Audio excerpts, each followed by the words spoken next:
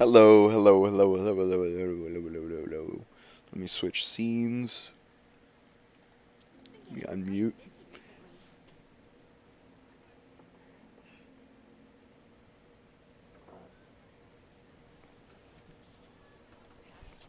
Okay. Sorry. How is Finger? Um, it's fine.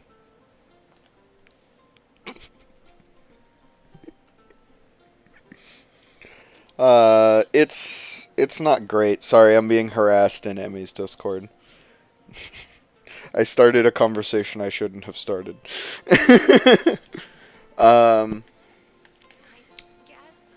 let's see. Oh, okay. Event's over.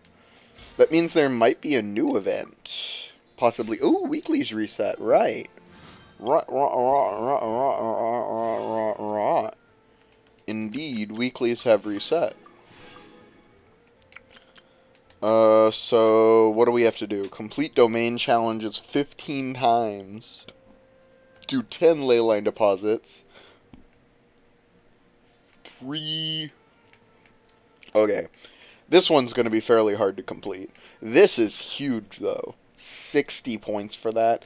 I think I'm going to be fine once I get the Mappa Mare. After that, I'm not going to care too much. Oops. I didn't mean to go to event items of interest.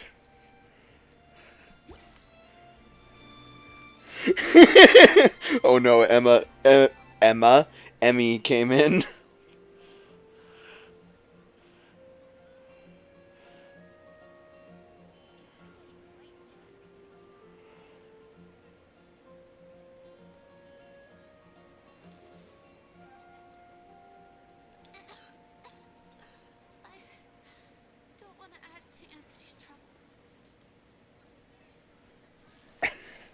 Okay. Okay. First things first. Oh, wait, what is this? Oh. I guess I got a lot of them or something. I didn't notice that. First things first, expeditions.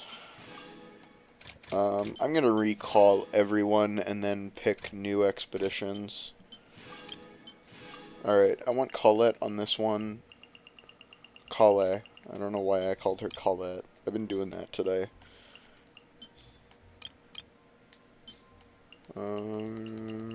Rosaria. Okay, I want all 3 of these for cooking ingredients. And then Inazuma, I don't think has any. Actually, this... Oh, meat and eggs? Oh, holy shit. This one's busted. Official. Go on with that. Holy fuck. Alright, now let's see if Leeway... That would be nice. Horsetails and whatever that's called. These and these. I really just wish I had more expeditions, honestly. I think I'm good on Matsutake's.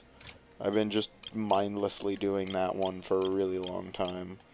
Meat and fowl. Okay, that's good. I think we're good on eggs, really. Well, no. We're not good on eggs, actually. Sorry. One more to do. I would really like to... Well, I don't really need to. I think I want to do this one. Kind of sucks to not use either of my Mondstadt bonus characters, but whatever. Okay. Mine 10 items.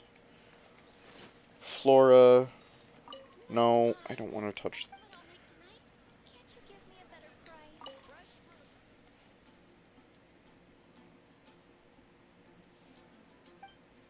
Hold on. I need to tell Emmy now.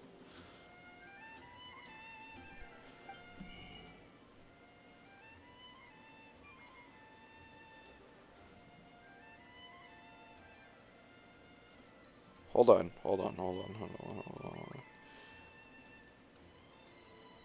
Needs to tell Emmy to take her meds. Oh, are these weekly? Oh, no, they're just like 3-day resets. Okay, good to know.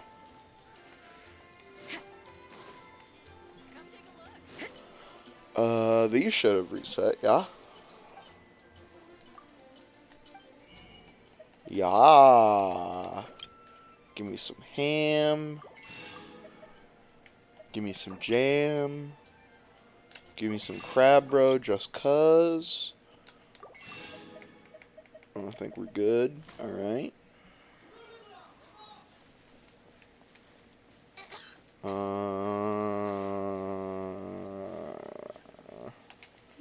Other weekly things to check. Let's go to Liyue.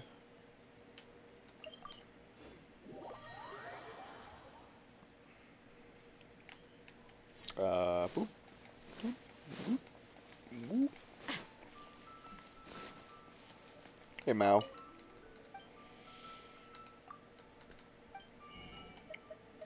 More ham, please. More fish. More crab. More bamboo shoot. More lotus head. More Matsutake's. More mushrooms. More carrots. We're good on radishes. More chilies. Thank you. Thank you, friend. Let's see. Are you reset yet? I don't remember when I bought your Noctilucous Jade last.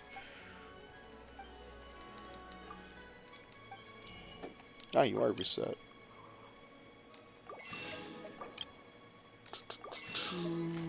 Cool. Okay, Leeway's done. Stop by...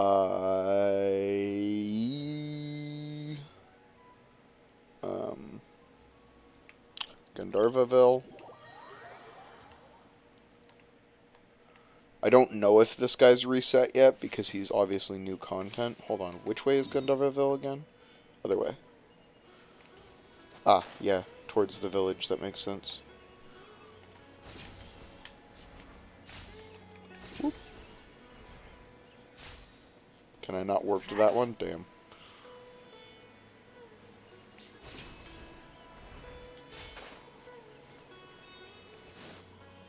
Hey, bud.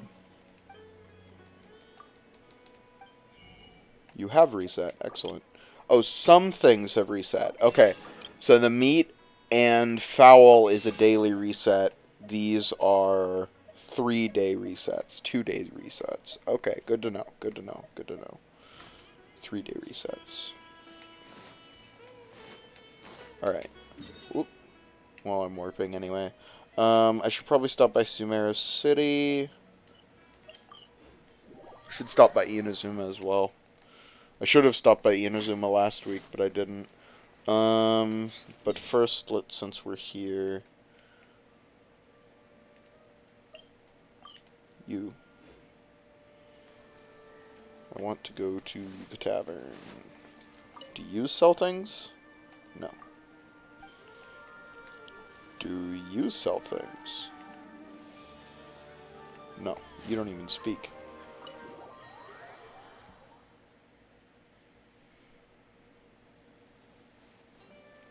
Ah. Hello, Lambad. Just turn the autoplay on. Okay, what do you have? Fish? I'll take it. Crab? I'll take it. Still haven't found a use for star shrooms yet. I did find a use for Gablorious beans. So I'm going to pick up another stack of those, but then that'll be it.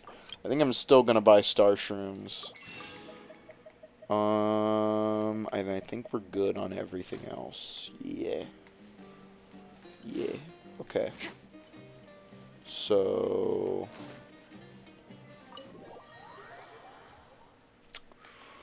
So next I want to stop by Inazuma, I think.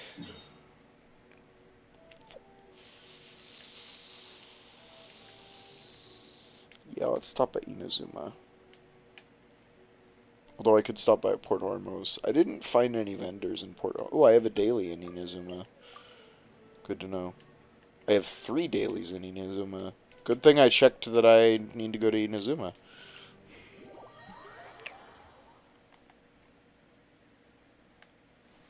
Okay. Hey, bud.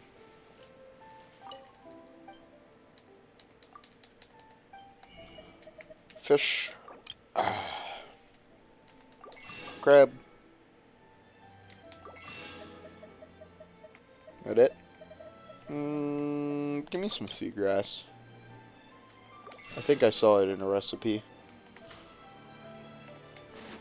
I don't remember what other thing that recipe needed, but I remembered it was important. You also, right? You sell something pretty crazy. Oh, you sell doggo milks, which are just cute.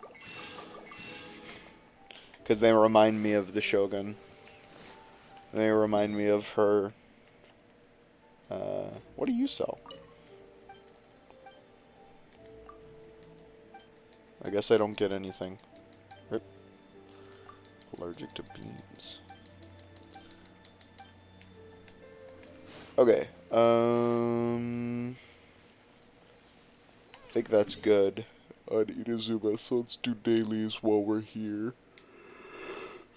First things first. Prayer in progress.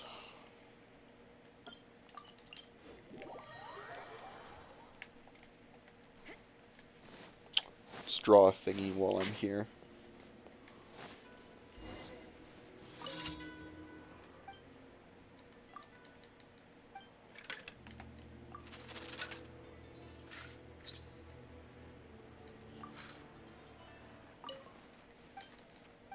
I know, I wanna... Yeah, Genbo.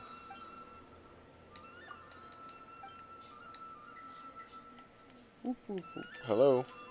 There we go.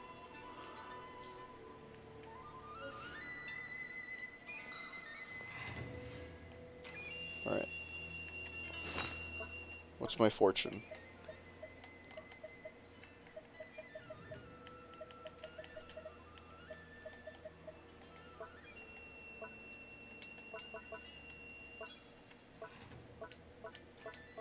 Does I just not get one? Oh, that's boring. Oh, wait, there it is.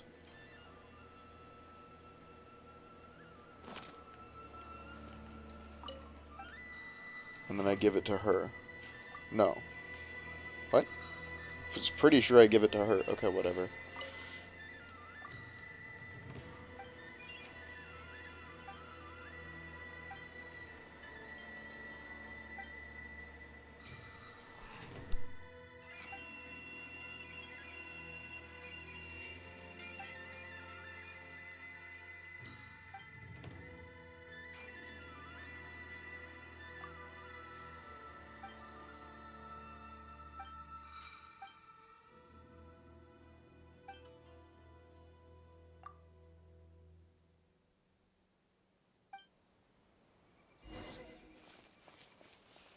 Narukami, please. See that he stays safe.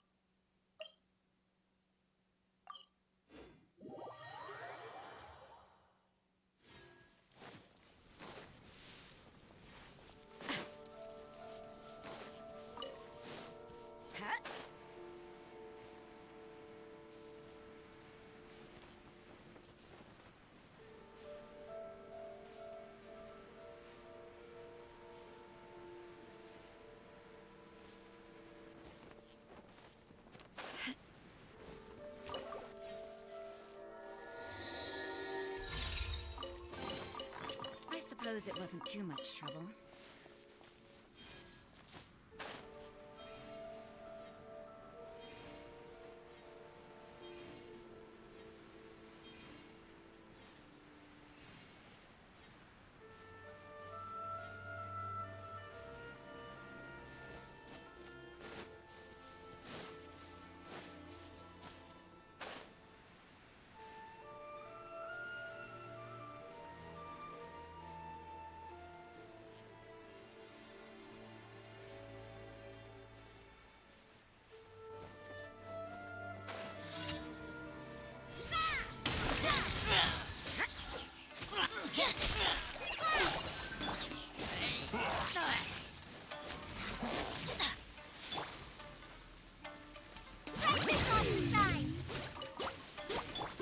Let's light it up!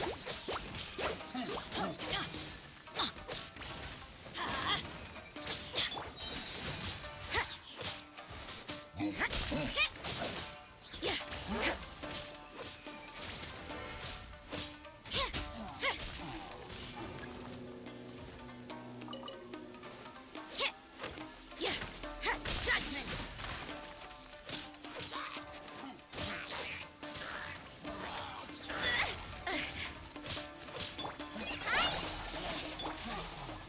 Why do they never miss? Teamwork is dreamwork!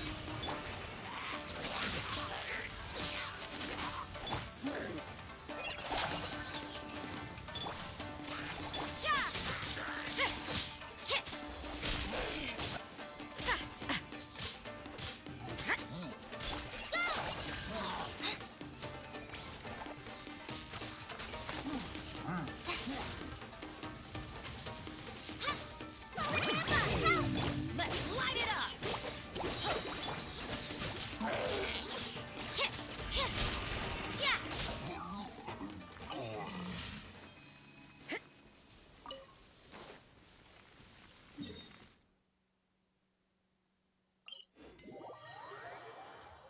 This will slow things down.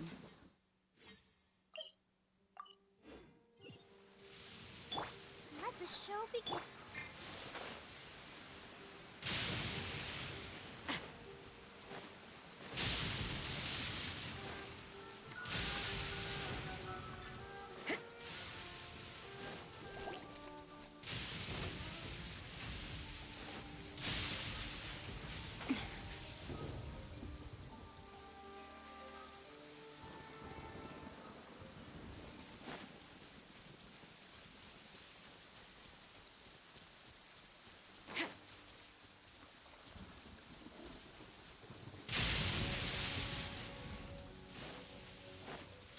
Judgment! Shiver!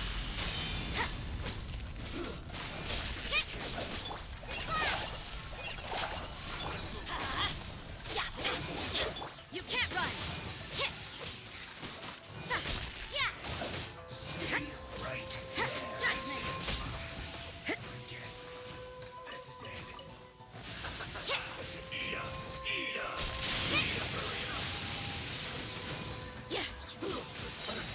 Punishment!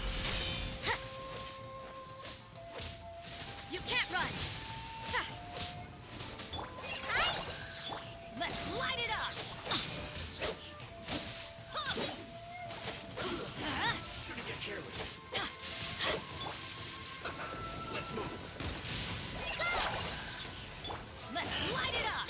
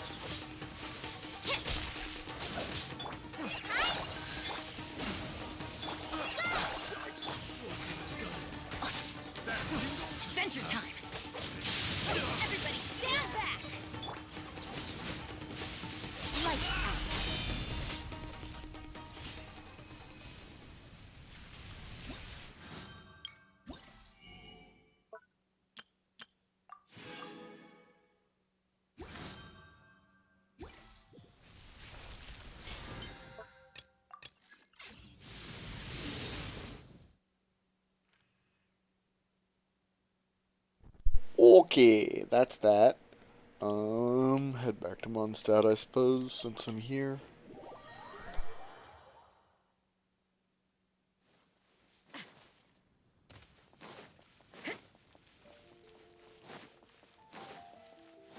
Add Astro.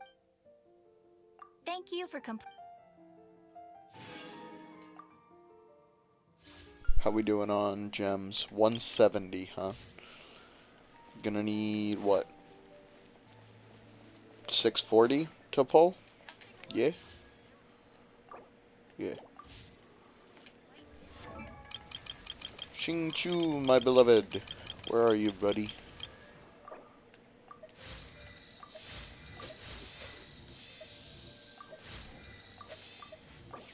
Yeah, that's good. Alright. Give me one for you. Believe that's everybody. Yep. What swords do I have for you? Not a whole lot. What's your elemental burst? I don't remember. It's an energy recharge sword, though. You can take that. Oh, I need to lock it. I got really lazy about not locking my weapons, and I want to fix that. Okay, because, see, here's the thing with Xingqiu, right?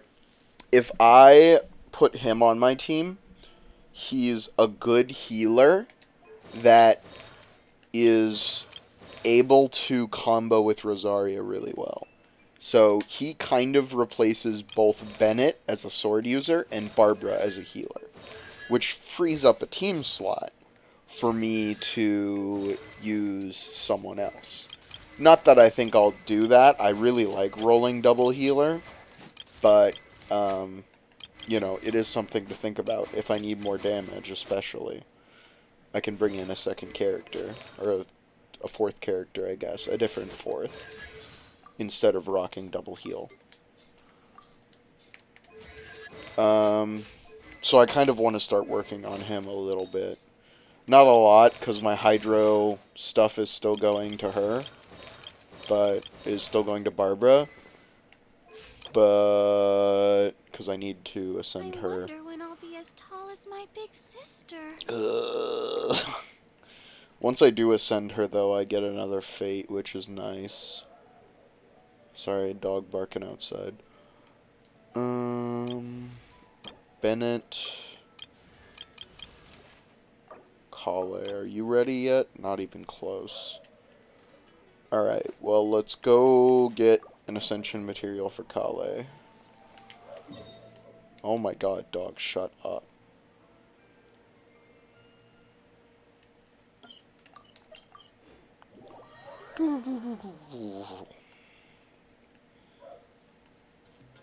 Hello, friend. Goodbye, friend. Hello, friend, again. Oh, there's a starshroom down there. I should look for materials down there. Wonder if there's... Oh, I see. It warps you up into the nest. Okay, I understand where we are now. That makes sense. That makes sense. Okay. How do we want to start this? I'm thinking we want to start Kale, actually.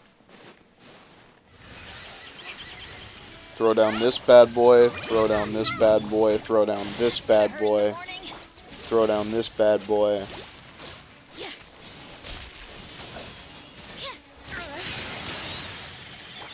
Whoops. Throw down this bad boy.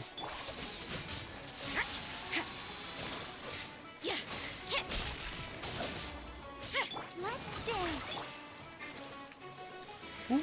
Bro. Let's light it up. Teamwork is dreamwork.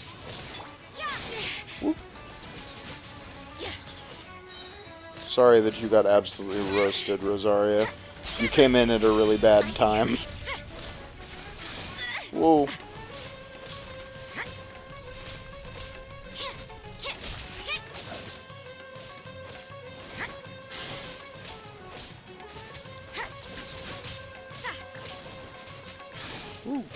Looks like Oh, overtime Rosaria's today. kind of getting toasted. Kale. Whoop! I missed. Alright, we got there. Boomerang for the win. Whoop. Glad you ate that instead of Kale. Kale is a lot weaker than anybody else. Barbara. Also, it's nice that because I C2'd Barbara, the cooldown on her elemental skill is like 6 seconds lower now.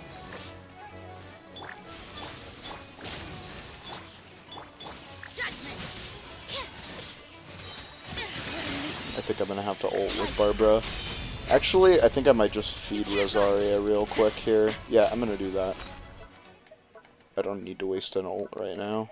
I have plenty of food. That's not a region. Eat a mushroom pizza as well. Spin it.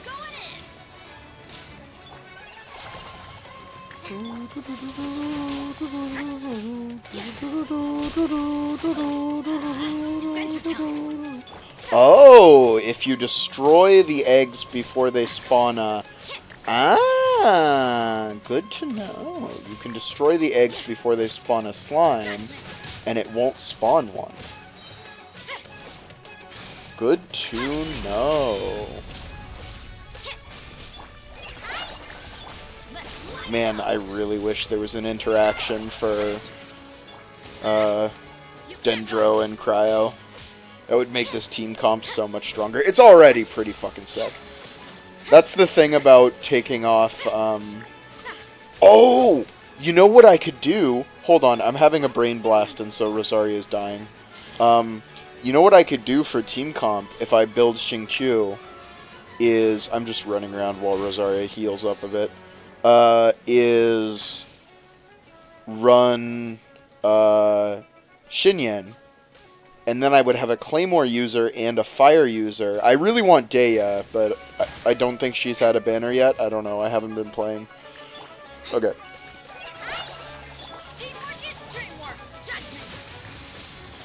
Sorry, I wanted to think about what I was going to do there before I actually acted.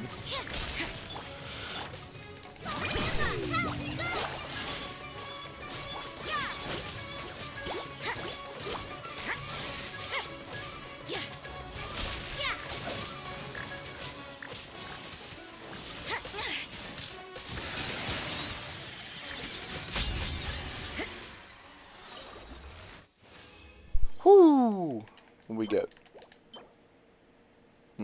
Oh, it's just a flower. What's this? Attack. Attack. Okay. And cool. Cool. Do I need to do it again, Kale? I think I need to do it again for a gem, right? Oh, I need a lot more gems. Okay. Good to know. Yeah, we're gonna have to run this quite a bit more. Okay. Okay, so yeah. What I was thinking is... Oops. Let me warp to a city. Let me warp to... Where's the Archon quest stat currently? Go to the agreed location. Alright, that's helpful. Port Ormos. Alright.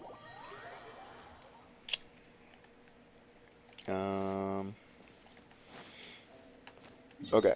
So what I was thinking for team comp...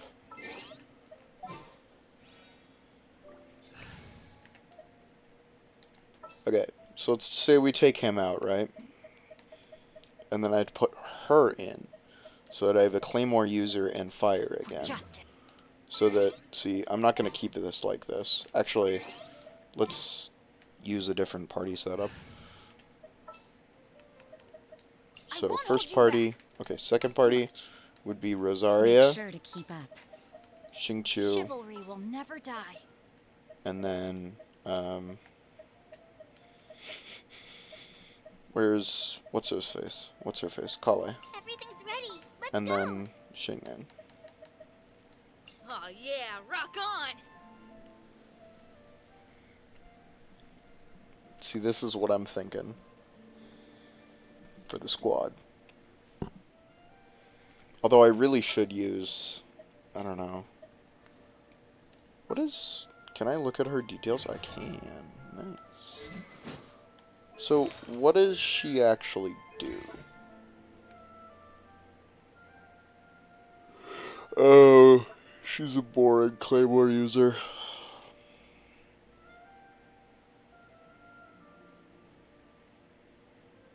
She is a shield user, though.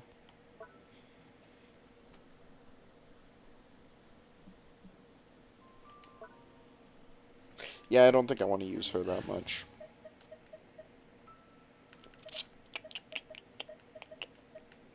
See, that's the problem, though. I don't have another fire character that I really think is good. Like, I've got Toma, who is pretty decent, but I'd have to work on him.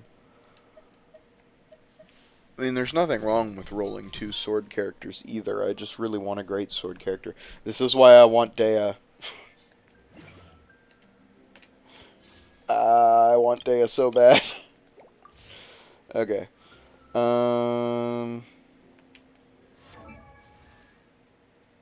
Alright, let's continue the Archon quest. Whee!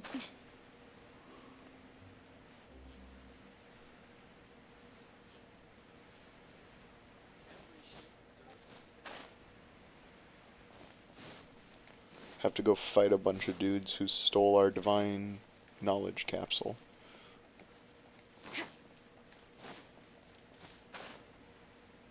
This does not seem like a good place to fight, but alright. Oh, hey, Thumb. I knew you were crazy, but I didn't know you were crazy enough to actually show up. It was I who demanded that these negotiations take place.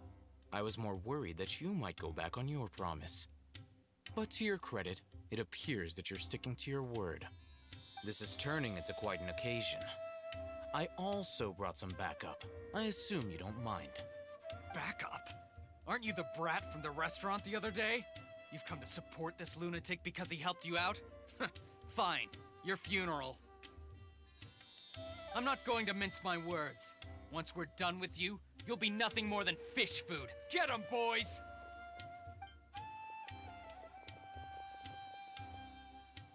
Uh-oh, here they come. Good luck, you two.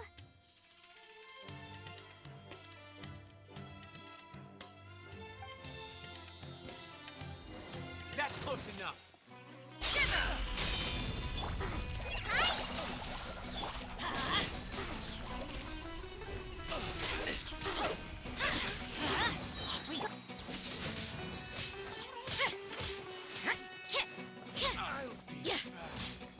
Judgment!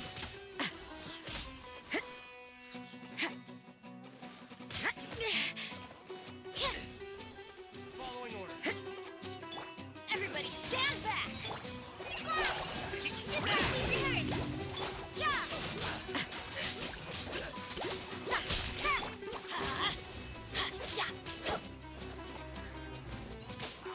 Let's light it up! You can't run!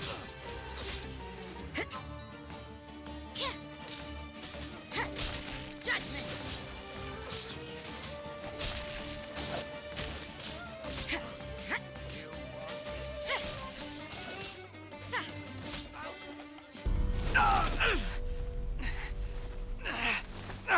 Academia scum!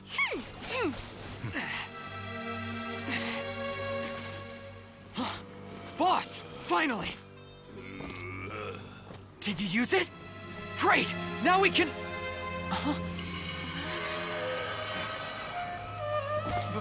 Boss?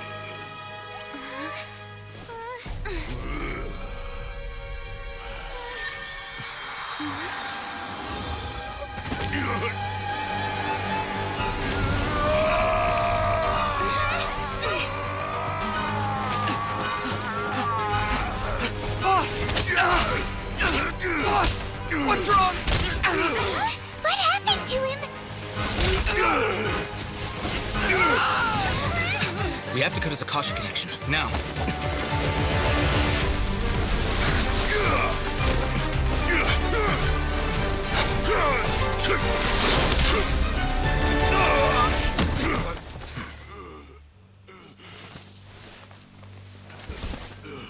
Target acquired. Arrest him.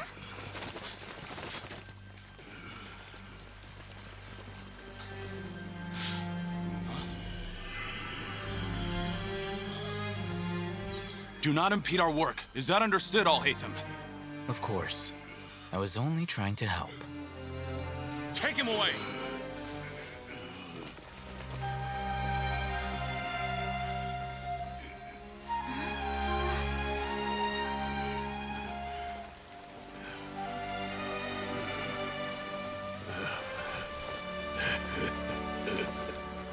World, forget me.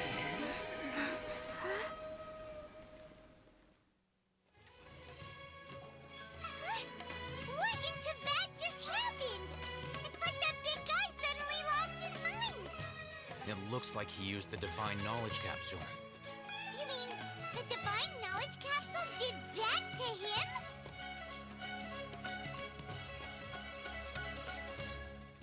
Oh, yeah. You mean how some researchers go insane after getting knowledge from Irminsul? I've heard of numerous incidents of researchers in Satyavada life going insane. The state that man is now in suggests that this is a similar situation.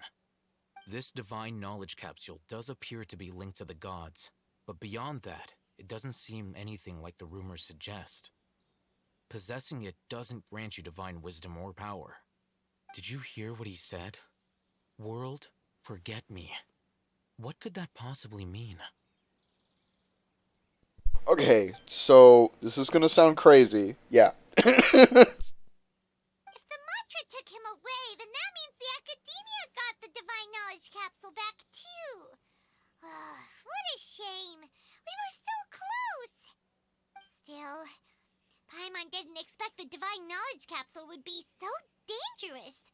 Imagine if we tried to open it. Oh, who knows what would have happened to us? As things stand, there is no reason for me to remain in Port Ormos. I believe our collaboration has also reached its end.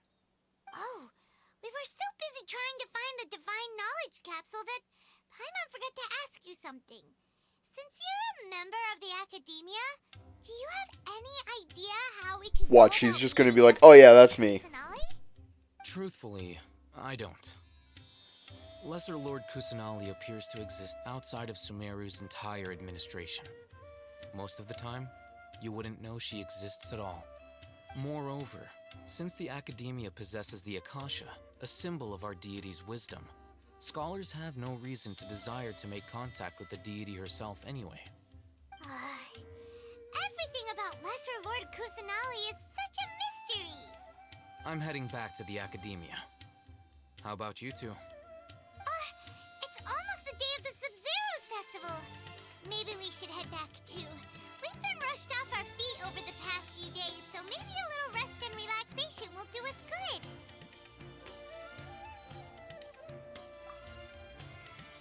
Then we'll part ways here, Alhaitham. Until we meet again.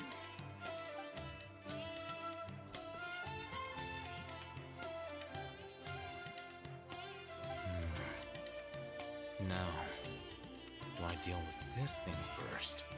Or should I produce the report that the higher-ups require?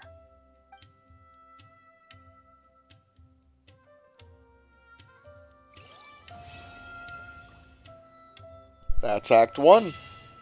If I'd known I was going to be close to the end yesterday, I would have just finished it. I saw on the home screen, the PS5 will tell you like how far through you are. And I saw it said 43%, and I was like, oh, the end of Chapter 1 is probably the last 7%, huh? Or Act 1.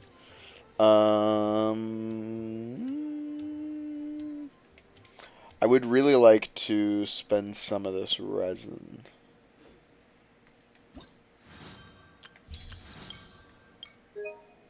What else do I need to do?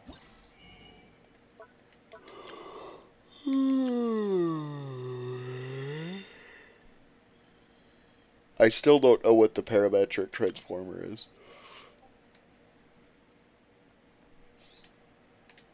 Ley lines. I can do some ley lines. I could also go do the boss again. I'm gonna go do the boss again before I do the story.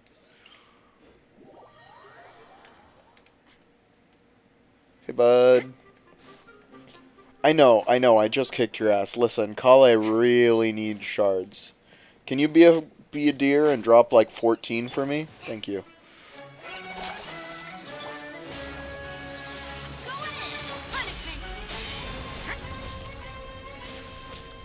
Oh, maybe you can't. Oh, maybe they just pop when they... That might be. I could have sworn, though, that I destroyed one.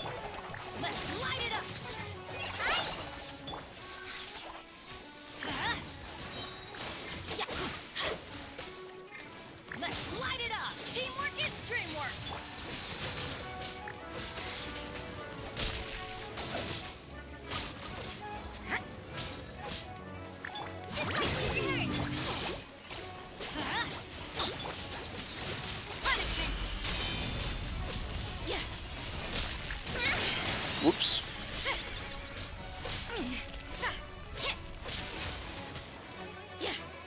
Barbara.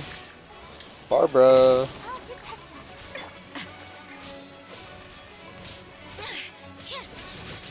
Alright, let's try to get fancy. Where's my tick? There's my tick. Kale. I got hit stunned. I'm probably gonna lose it. Tick? I think I got it.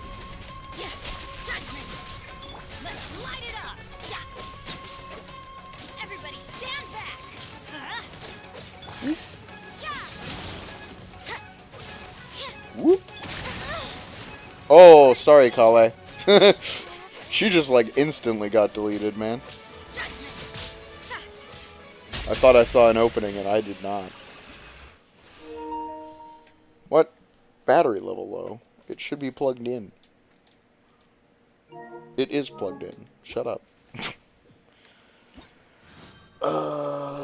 Oops.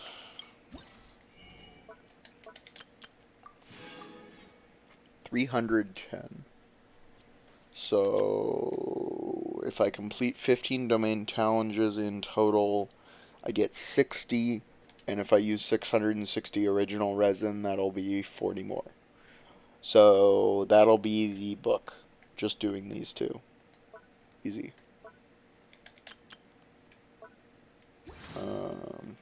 Yeah. Alright. What does Barbara need? Everything.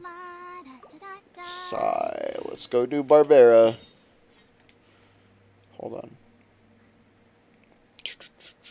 Actually, with Kale, this might be pretty easy.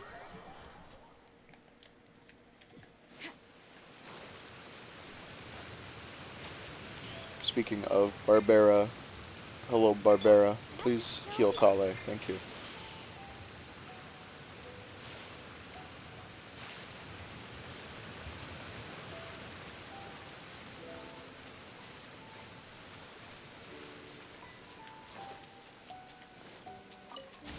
An assassin from our homeland, or a fool who trespasses upon the waters of Chainsa. Coveting the shapes of the living, pure water can take on many forms. In this way, shall water deliver your punishment. No, that kind of sucked.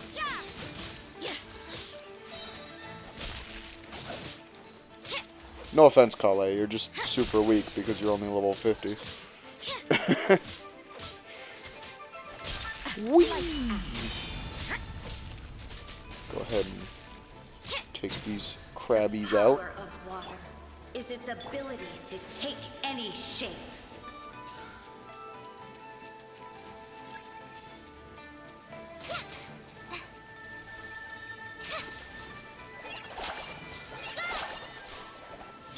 Let's light it up. Whoop.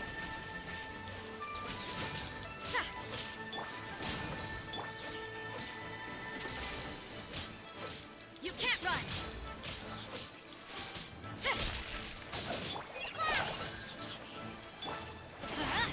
Adventure judgment.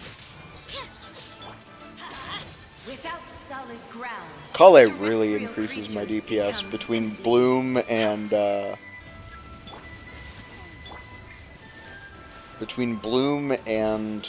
Burning. She really increases my DPS.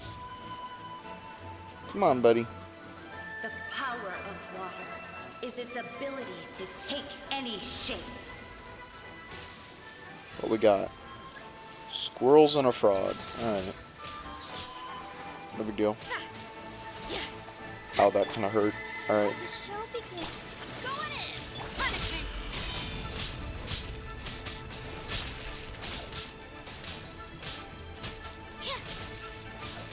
Let's light it up.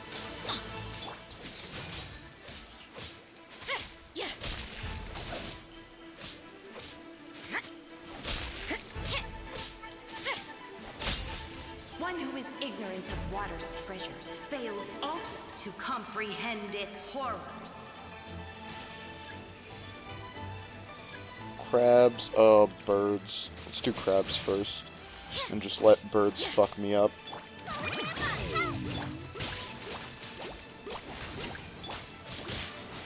I see how it is. Whew! God, crabs do 1,000,000 damage.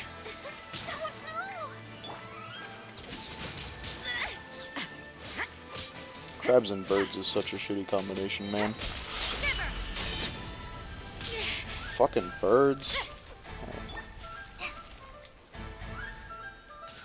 Whoops, I missed.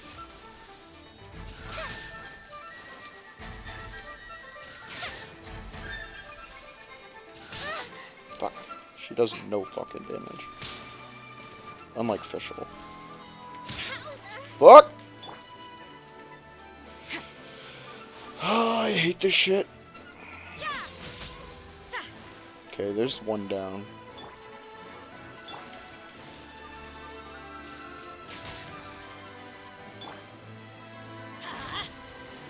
Alright, that's how I do it.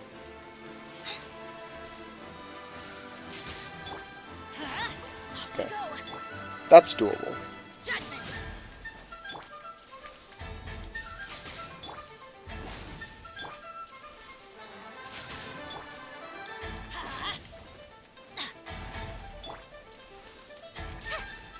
Whoops. Didn't charge it long enough. Didn't charge it long enough again. Come on. Do your thingy. Fuck. Let's see what happens when I you hate lose birds. your foothold. Let the show begin.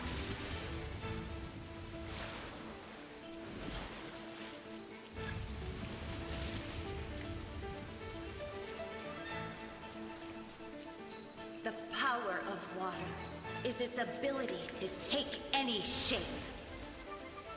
What we got? Hogs and cranes. Alright. I can deal with that. It's not ideal. It's a rough combo, but I can deal with it. Looks like your turn today. At least Oh, shit. work. Sorry, Rosaria. My bad. I'll protect us. Judgment. Maybe this is Oh, just fuck. fate's dark Oh, fuck. This is gonna suck. This is gonna really suck. Teamwork is Ow.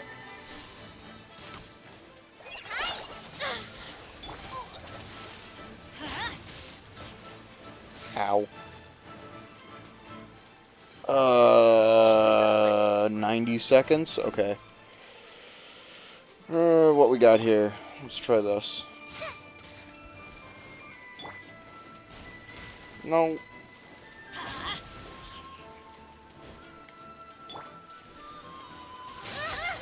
Fuck. Okay.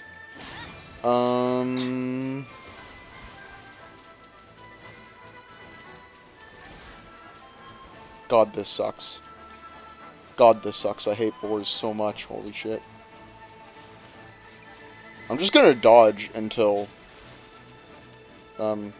Rosaria spawns again. 49 seconds.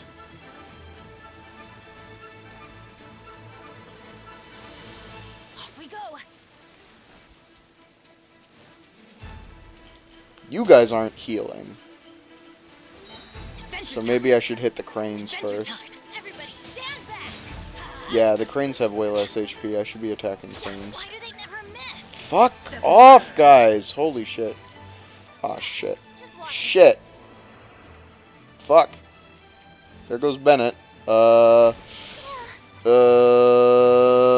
Get up, Barbara, please. You're almost out of stamina, too. Go over here. Let's eat food. 6 seconds on Rosaria coming back. That's all we need.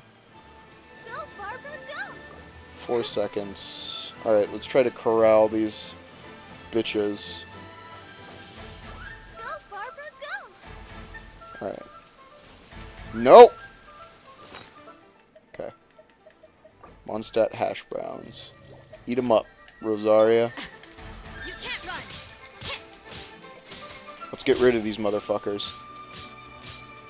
Okay. Nope. Wrong target. I love you dearly, Rosaria, but sometimes you do that. Whew. Okay. Okay. Now that those fuckers are gone. No. Leave me alone. Both of you come here.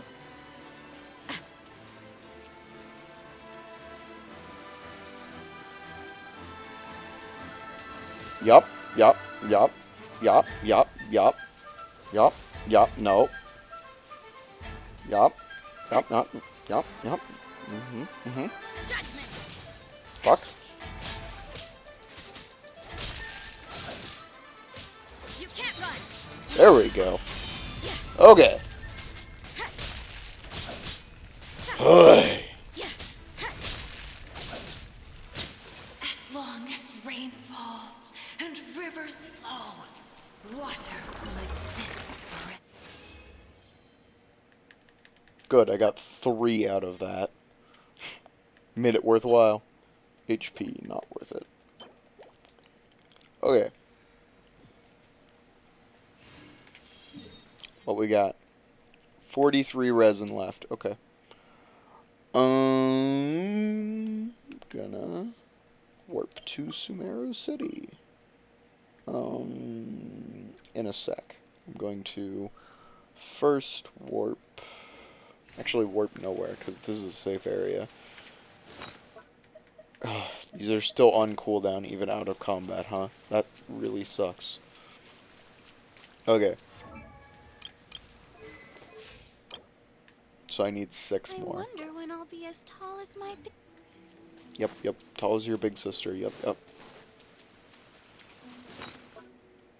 25 seconds. I mean, I guess I can go back to Sumeru. It's not like I'm gonna have to fight something in the Miss the Sub-Zero's festival, Sub-Zero Festival. That's what it's called. Let's hurry and find Dunyarzad. I might be... 15 seconds. 60 meters down.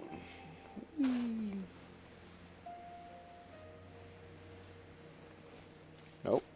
Still down. Okay.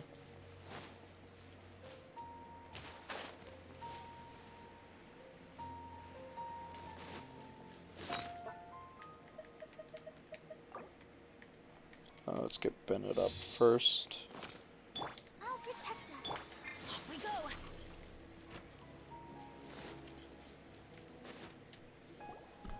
There she is! Dunyarzad, we're back! Just as promised, Traveler and Paimon. I'm so glad that you two came back to celebrate Lesser Lord Kusanali's birthday. Indeed. The festival's tomorrow. We've been preparing for so long that I can't help but feel a little nervous. There's no need to be nervous. Paimon's sure that Lesser Lord Kusanali will feel everyone's gratitude. Thanks, Paimon. I hope that everyone who comes to the festival will also have a good time. Speaking of which, did you manage to make your way to Port Ormos? Discover anything over there? Of course we went. A lot of things happened there.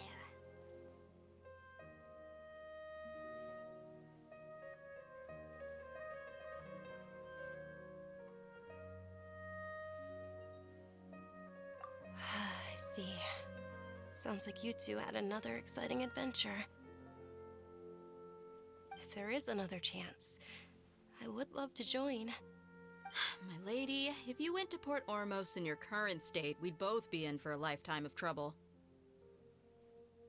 Dia! You were eavesdropping! It's called covert protection. Keeping an ear out for what's going on around my employer is part of the job. It's all right, Dia. I merely said I would like to go. I know better than to think my body could handle it. The festival's tomorrow. I've been doing nothing but causing trouble for you. So, Dia, please take some time to relax. I'll be fine. Even when you put it that way, it still doesn't feel right. Don't worry, my guardian knight. Okay, fine, but only tonight. Tomorrow's a big day, and many no-good scumbags are gonna try to take advantage of that. Oh, you two must be exhausted from your long journey back to the city. My apologies for not realizing this sooner. I've already prepared a room for you to rest. Please follow me. Whoa, you're so thoughtful. Paimon's so ready.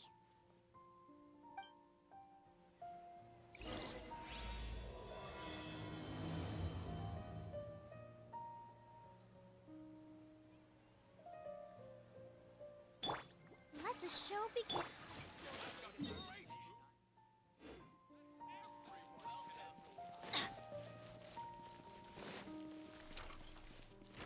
Off we go!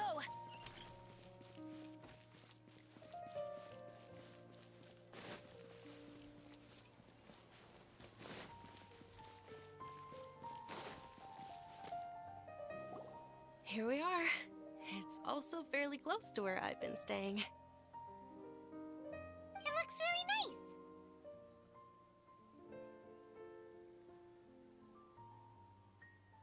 nice. Not at all. Just tell me more about your adventures when you next get the chance.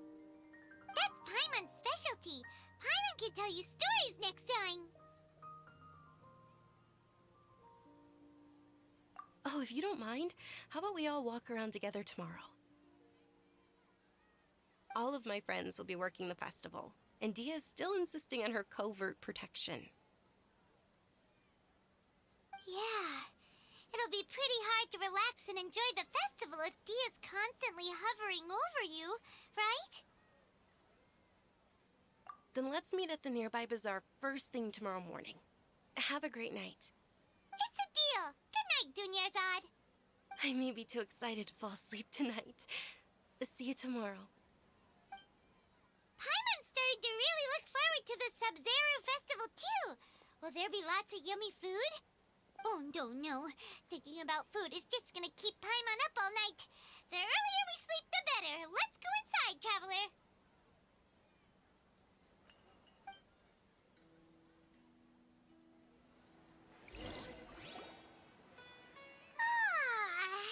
Did we oversleep? We should go meet Dunyarzad right away.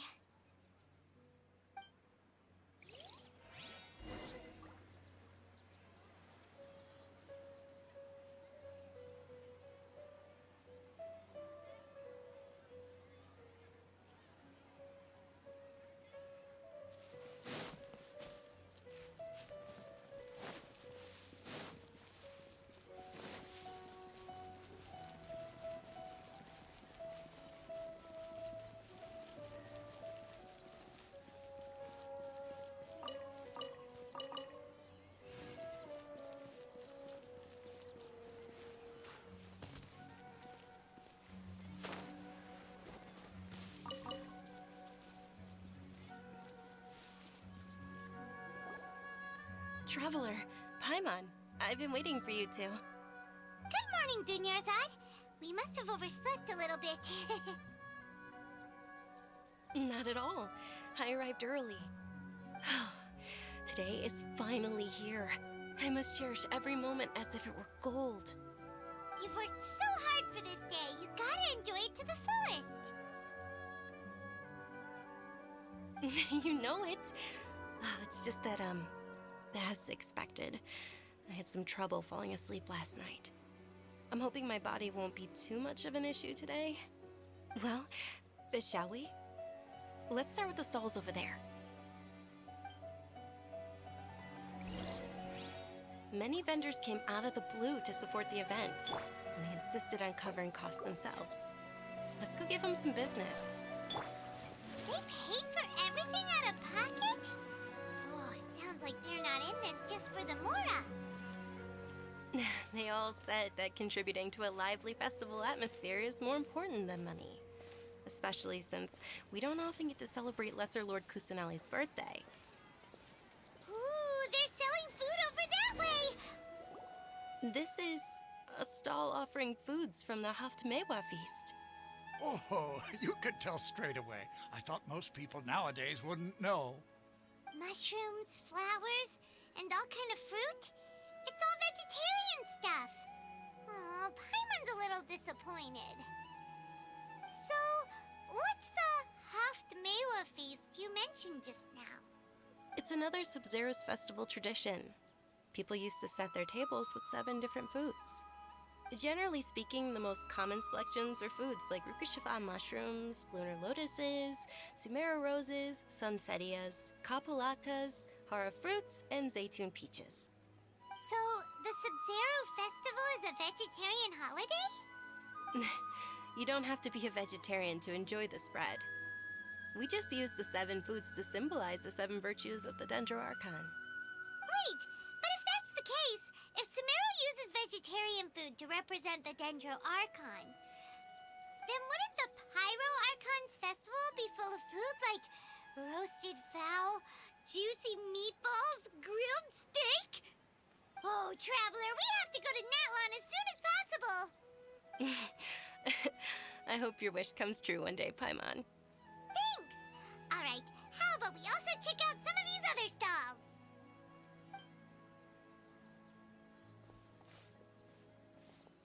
Dear customers, would you like to try your hand at alchemical divination? What's alchemical divination? Those two things sound like they'd be fun to try together. Right? I thought the same when I first heard about it. It is said to be a mysterious craft invented by none other than Lesser Lord Kusanali herself. So, how does it work? It's quite simple. After you give me any 2 alchemical reagents, I'll use them to perform a random transmutation. Sure sounds random. So random that it will probably fail. That is precisely what we need. After the transmutation fails, your one and only diviner here will interpret the remnants.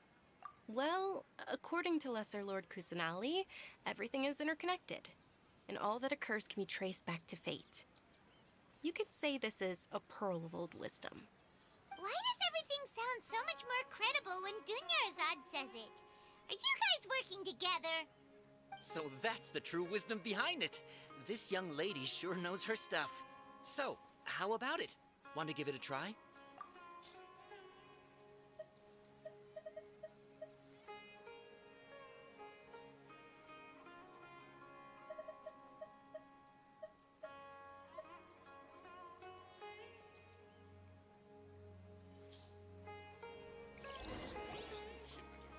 Okay, one moment. It's the moon. Paimon wants to take a look too. Is it? It looks more like a pie that Paimon bit into. Generally speaking, the moon signifies... It means... Wait a moment. Is he really looking it up in a book? Oh, I remember now. It means illusions and lies. Illusions and lies? That sounds rather ominous. Yes, but this book says that if you trust your intuition and overcome your fears, the sun will surely rise. He's not even trying to hide his book anymore. Naturally, fate will only ever show you the beginning of a journey. It is up to you to forge your own ending. Oh, thank you so much. I'll keep that in mind. Oh, it's nothing. I'm just learning as I go. Guess that was still pretty interesting. Okay, on to the next stall. They say the Sub-Zerus Festival was very lively a long, long time ago. Large flower carriages used to parade through the city. As they headed towards Port Ormos, people would throw flowers, candy, and liquor all along the way. Dunyarzad's eyes are sparkling right now. I wish I could have seen that spectacle. But if you ask me, I'm sure Nilou's Dance of Sub-Zerus would be just as impressive.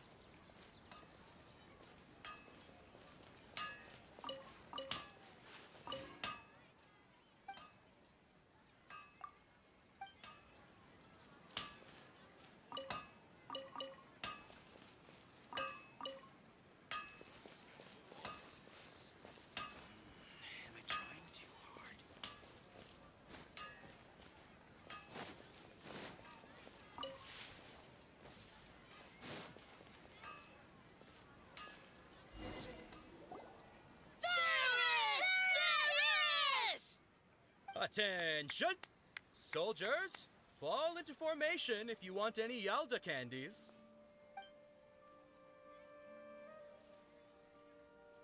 It's a weird guy with a weird hat. Hey, it's Dunyarzad! Wow!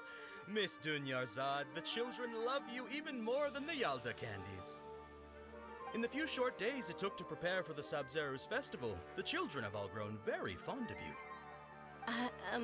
The Hallowed Knight of Flowers. It's an honor that you know my name. Attention! In the name of Ferris, the Knight of Flowers, I commend you on your contributions to the glorious Sub-Zerus festival. All right, little soldiers. Take your Yalda candies and don't forget your loyalty to Lesser Lord Kusanali. Dismissed! Yes, Knight Ferris! Just what is going on here? Ferris, the Knight of Flowers, is another Sub-Zerus festival icon, and one immensely popular with children. In the past, the actor portraying Ferris would also sit on a flower carriage. It's all thanks to Miss Dunyarzad's sponsorship that the children can make such wonderful memories today. As are we to you, Vihar. Oh, not at all. Oh, speaking of tradition, do you want some Yalda candies? They're a festival staple, and I happen to have some boxes readied here. Take a look and pick whichever one you want. Whichever one? Don't these boxes all look the same? That is the fun part. Each box contains a random flavor. It's up to the luck of the draw. Flavors include lavender melon, hara fruit, sunsetia.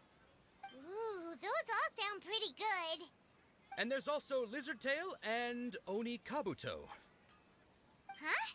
What's up with those two flavors? Oni Kabuto is a little spicier than Lizard Tail. Dunyarzad, you tried them before? Traveler, help Paimon pick one. Paimon wants the Sunsetia flavor. It's all right. Paimon believes in you.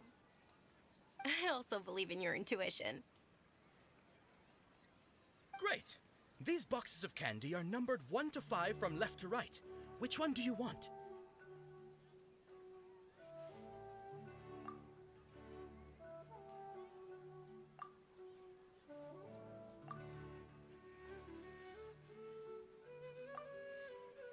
Numbered. That's not at all how those work, actually. That's literally what? Oh, I see. 1, 2. No. 1. No. I don't understand how the numbering system works at all. Wait, it starts in front? Okay, whatever. Attention! That's unfortunately Lizard Tail. Oh, Paimon thought you survived so many epic battles because you had incredible luck. But looks like Paimon was wrong. The Sunsetia flavored candy was in box number 4. How about this? The most important thing is that everyone has a good time at the festival. So please, take both boxes. Really? Thanks a lot, Knight of Candies! It's Night of Flowers, not Night of Candies. Paimon really wilted the carriageless Knight of Flowers. They all basically sound the same. We got our candy, so let's keep going. Oh, actually, I just remembered that I left something behind.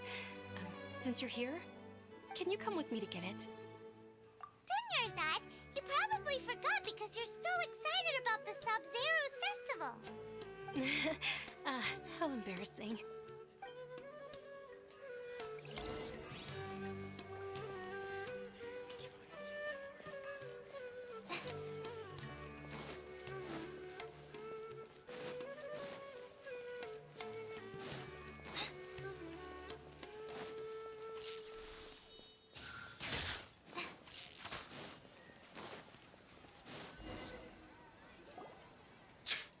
We're too late.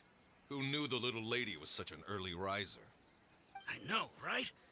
Hey, wait a minute. Boss, isn't that her? Oh, that most certainly is. We're in luck. She's walking right into our clutches. Those Eremites don't look like they're up to any good. Who are you? I don't believe the Homayanis hired you. That's right. We haven't received any of their mora, but I wonder how much the Homayanis would shell out to get you back. They're a gang of kidnappers! Traveler, hurry and protect Dunyarzad! Give me just 1 second. I need to pee first.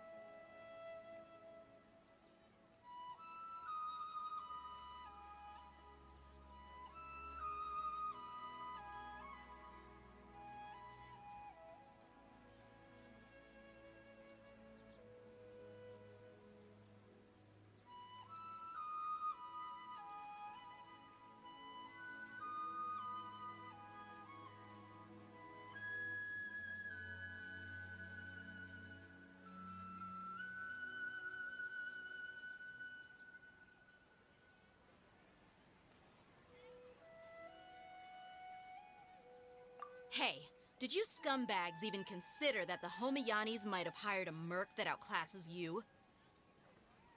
You're Dia. Dia the Flame Main. No wonder we mercs haven't heard anything about you for so long. You sold your unruly mane to the highest bidder. Don't speak so disrespectfully.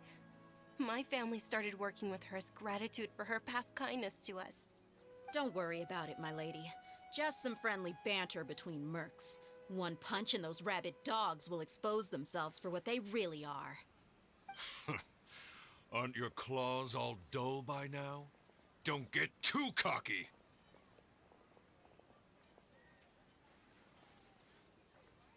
Traveler, take Miss Dunyarzad to a safe location. No, we're gonna stay and help. There's too many of them. You're right. All right, fine. Please be careful, Dia. Don't waste your time worrying about me. This is my job.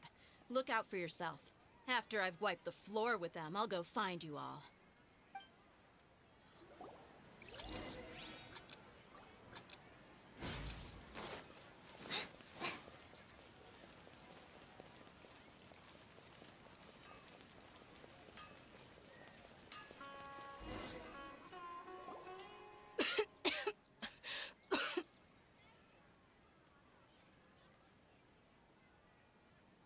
Dunyarzad, are you okay?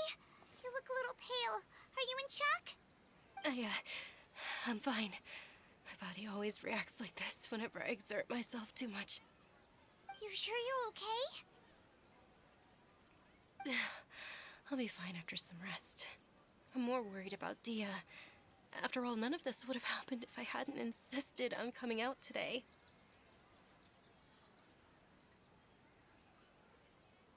Yeah, don't worry.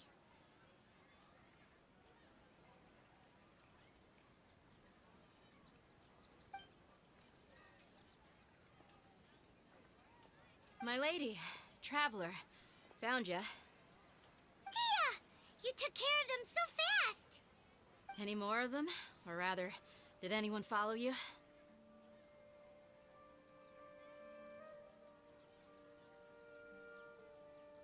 Dia, your arm. Oh, this? I'm fine. It's just a scratch. Normally, they wouldn't have been able to land a hit on me at all, but I'm still getting used to this new greatsword. Please, let me take a closer look. Come on, it's nothing. Us mercs aren't as fragile as you think. Hold on, you said something about a new greatsword. What happened to the one you were using before? About that. Well, I sold it, because I was low on Mora. Stuff like this happens every now and then. It can't be. The anonymous donation that was used for the venue's final round of preparations?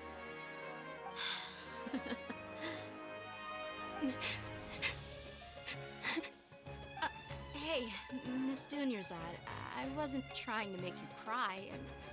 I'm not gonna lose my commission because I made my employer cry, am I? Okay, making your employer cry won't affect your commission, but selling your weapon without permission and getting hurt? You'll have to reevaluate your performance. You're so unreasonable, my lady. Thank you very much, Dia. Don't be like that. I get embarrassed really easily.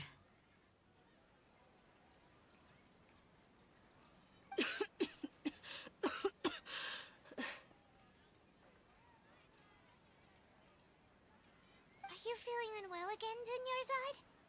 My lady, your condition. Traveler, can you take her somewhere to rest? I'll look around the area to make sure we're safe from an ambush.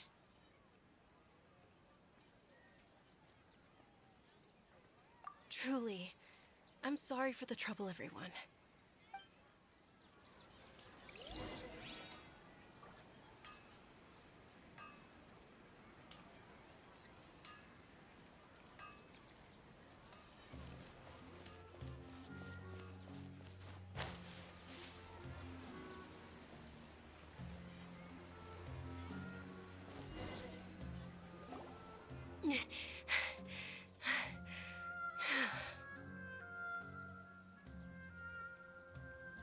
Are you feeling better, Dunyarzad? Yes, much better. Just give me a few moments and I'll be good to go.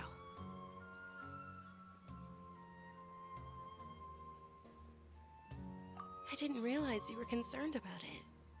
I guess I shouldn't continue to keep it a secret. I was actually born with Elazar. It's terminal now.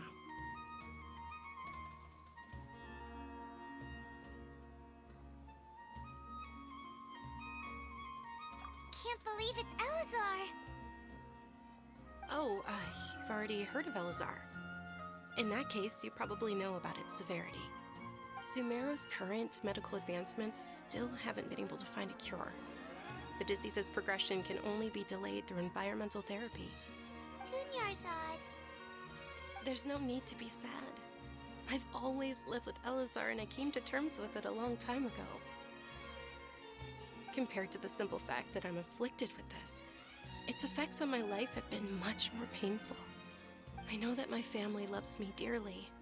They've done all they can to provide the best environment for me so that I can live for that much longer.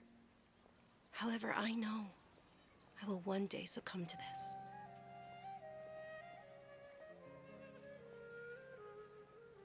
Did you know?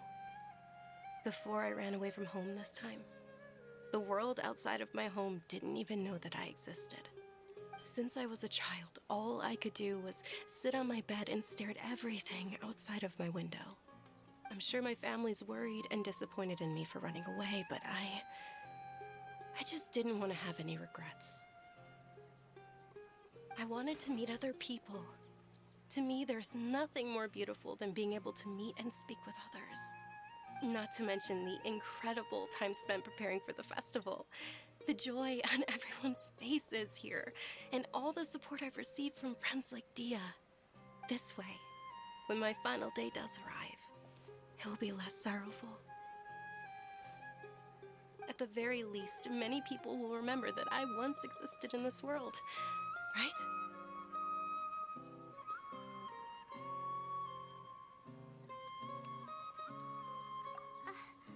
As long as you don't forget Paimon, Paimon also won't forget about you.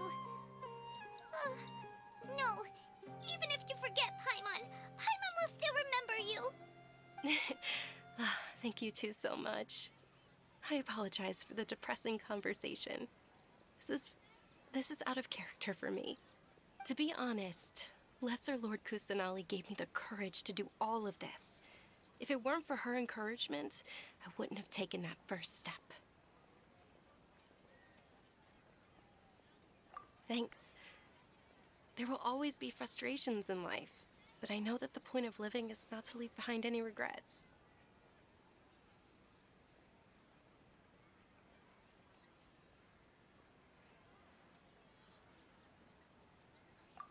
Oh, right. Isn't it almost time? Huh? Almost time for what? Isn't the Dance of Sabzeruz about to begin? It's the part of the festival that I've been looking forward to the most. Nilou will recreate that legendary scene with her most splendid dancing. And the Sabzeruz festival will conclude amid everyone's applause and blessings. And with that, my wish will also... Then what are we waiting for? Let's go to the stage! Yeah, we should still make it in time.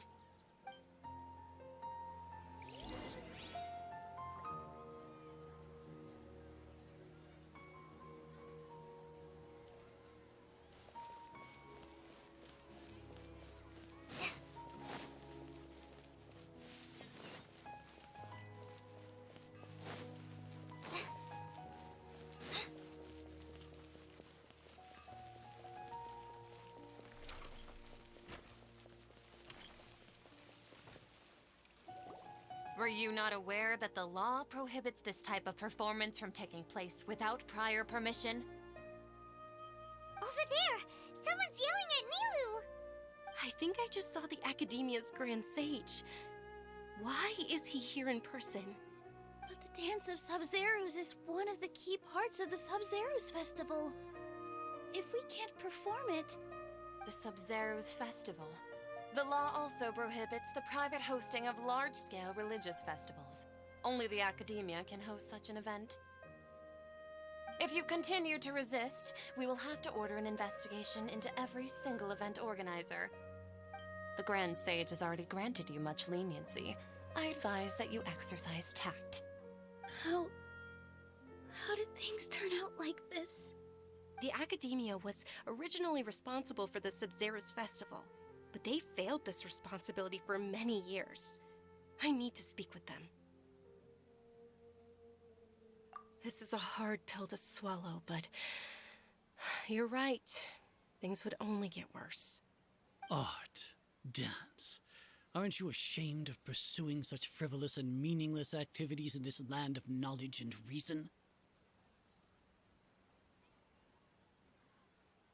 Our Archon created the utopia that is Sumeru City for all scholars who sought validity, verity, and truth, while people like you wish to defile it. No. I believe that our Archon never rejected the arts. Even the Goddess of Flowers dedicated a dance to her. With your lack of intellectual credentials, I do not believe you are qualified to debate with me. What you should be doing is finding workers to tear down this ridiculous eyesore.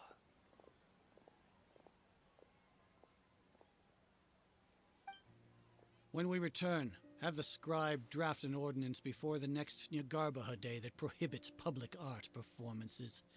We will announce it to the public later via the Akasha. Understood. I will inform him when I return.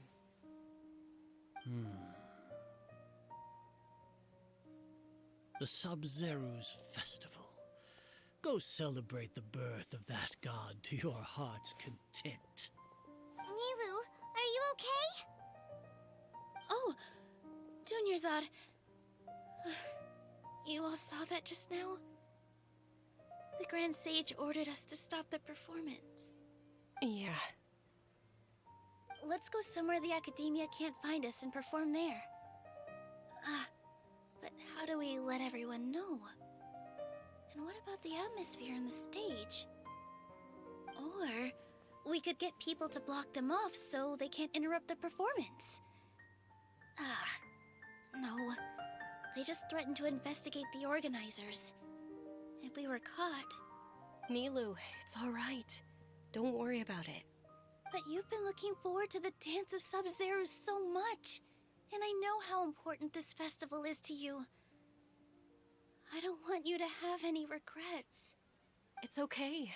Seeing you care this much about my feelings is more than enough.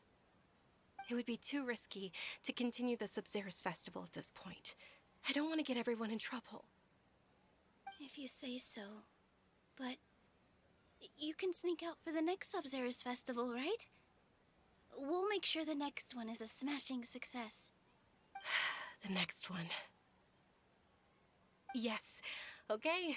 It's a promise. It will be a smashing success. Paimon can't believe this is how things turned out. Those heartless geezers. It really is okay. There's nothing we can do about it. Still, I'd be lying if I said I had no regrets. I would have loved to see Nilou's dance.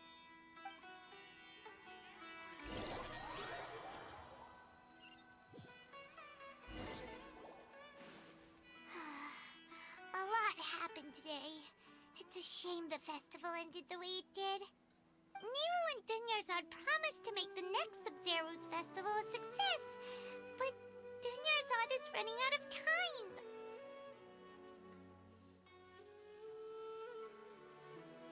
Yeah.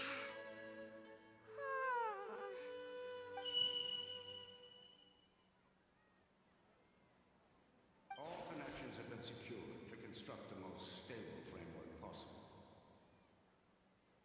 The project is entered its most critical phase. Power has begun to flow from...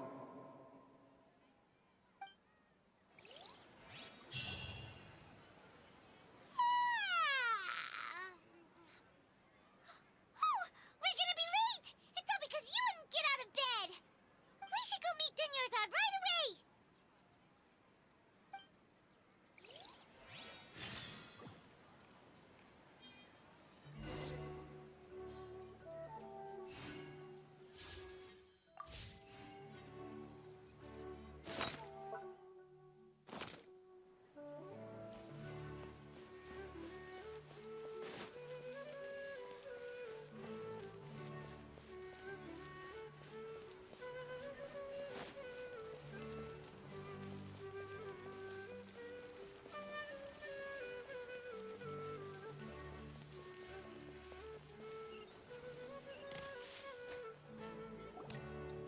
Good morning, Dunyarzad.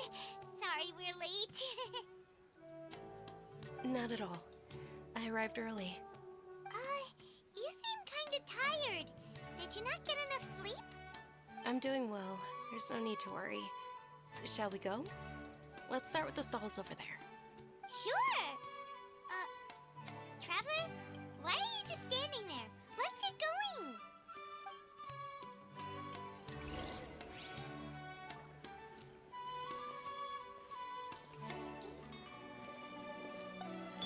I'll protect... Ooh, they're selling food over that way! Let's go take a look! What? Wait, what? What? Are we doing the same thing again? I'm so confused. What?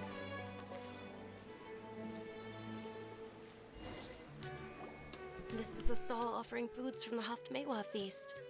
You are quite well informed, miss. I thought most people nowadays wouldn't know. They're all plants. Oh, Paimon's a little disappointed. Am I being Groundhog Day? What is the Haftmewa feast you mentioned just now? It's one of the Sabzeruz festival's traditions. People used to set their tables with 7 different foods to symbolize the 7 virtues. Appear to be in the form of the moon. Really? Paimon thought it looked like some kind of food. The moon signifies... It's escaping me for now. Wait a moment. Is he really looking it up in a book? Oh, right. It means illusions and lies. But if you trust your intuition and overcome your fears, the sun will... Understood. I'll keep that in mind. Oh, it's nothing. I'm just learning as I go.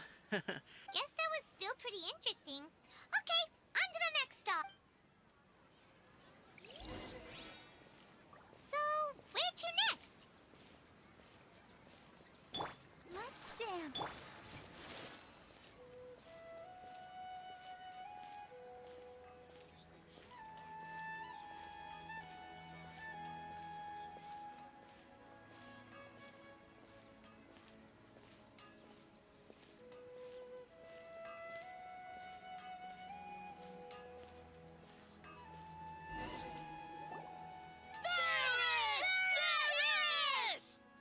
All right, soldiers. Now that you have your Yalda candies, don't forget your loyalty to Lesser Lord Kusanali. Dismissed. Yes, Knight Varys! What's going on? Is this a play? Ferris, the Knight of Flowers, is another Sabzeruz festival icon and one immensely popular with children. It's all thanks to Miss Dunyarzad's sponsorship that the children can meet the Knight of Flowers. Oh, do you want some Yalda candies? I happen to have some boxes readied here. Take a look and pick whichever one you want. What's to pick? Don't these boxes all look the same? It's not that simple. Each box contains a random flavor. It's up to the luck of the draw. Flavor... Ooh! And there's also... Great! These boxes of candy are numbered 1... Ah, excellently chosen. Number 4 is indeed Sunsetia. Paimon bet you had incredible luck, and Paimon was right!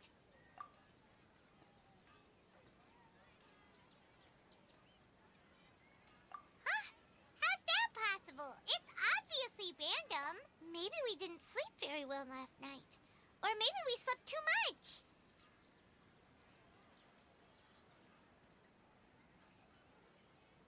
Oh, sure. Huh? Where are you going? You're just gonna walk off like that?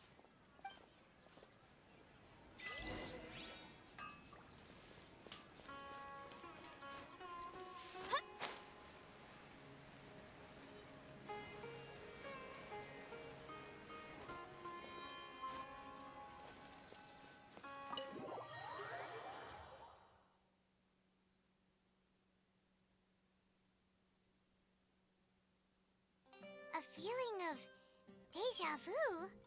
Oh, Paimon knows what that is. It's when you feel like you've already experienced whatever is going on. In that case, Paimon also felt something like that today.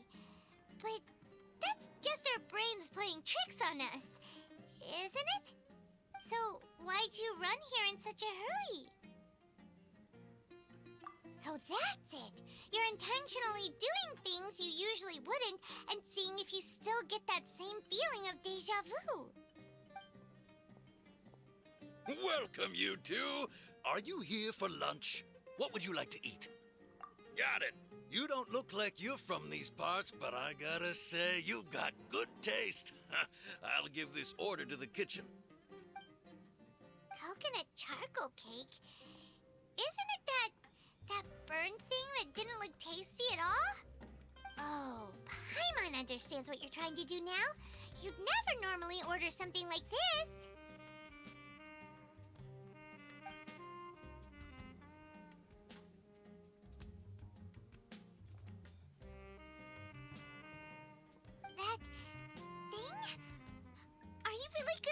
it?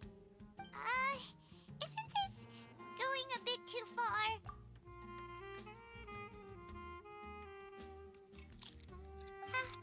How was it? The look on your face is telling Paimon that it tasted awful. Then, you mean...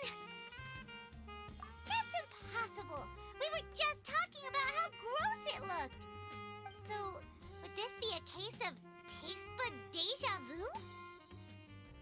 Paimon also gets the impression that we've been here many times, even though we aren't regulars. How about we go out again and try something else?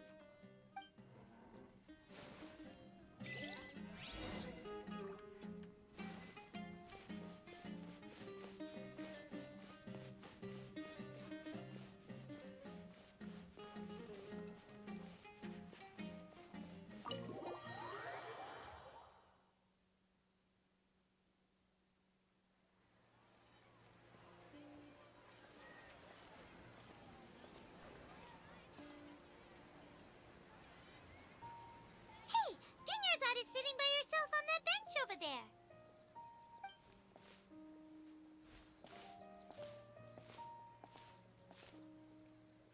What a coincidence, Dunyarzad. We meet again. Why are you sitting here all by yourself? Oh, I ran into some kidnappers just now, but thankfully Dia came to my rescue. I started to feel unwell after that, so I sat down here. Kidnappers? Oh my goodness, are you hurt? I'm okay. Dia's arm got scratched, but it isn't serious. Whew, that's a big relief. But, Dunyarzad, you seem a little down today. It's the Sub-Zero's festival, and you've been looking forward to it so much. Not at all. I've always been like this. Excessive physical exertion or strong emotions tend to aggravate my illness. Besides, no matter how amazing today may be, it is but a single day. After however many more days, my time will come to an end. Paimon doesn't quite follow you, and Paimon feels like something's really got you down right now.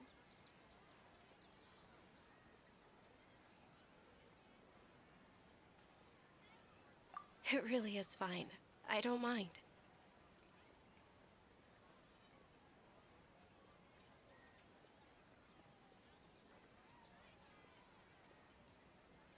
Huh? Did something happen? Dunyarzad, have you ever felt deja vu?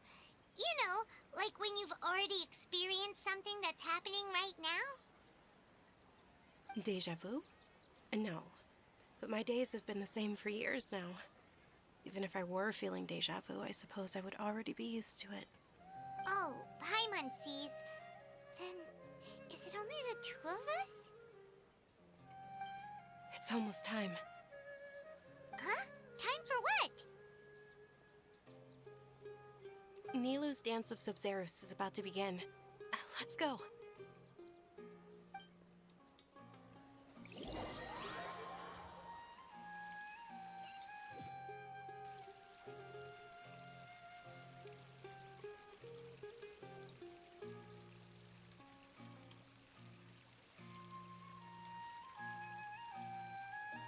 With your lack of intellectual credentials, I do not believe you are qualified to debate with me.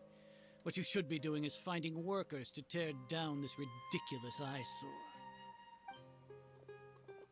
When we return, have the scribe draft an ordinance before the next Nyagarbaha Day that prohibits public art performances. We will publicly announce it later through the Akasha. Understood. I will inform him when I return.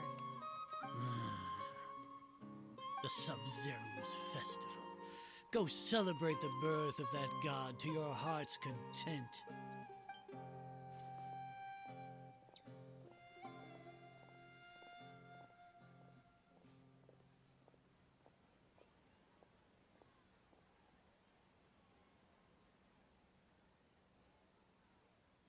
Nilou, are you okay? Oh, Dunyarzad. The Grand Sage ordered us to stop the performance. It's okay. Yeah, that whole thing is happening, yeah. You've been really looking forward to this. I don't want you to have any regrets. It truly is unfortunate, but I don't want to cause trouble for anyone. Didn't the Grand Sage say that he might investigate the organizers? True, but... well, okay. I'll just have to try again next year. The next festival. I probably won't be around by then. Wait, what did you just say? No, nothing. I'll be heading back to rest. Thank you for your help, everyone. Paimon can't believe what those heartless geezers did!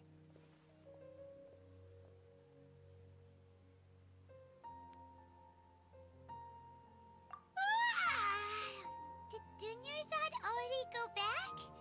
We should also return and get some sleep.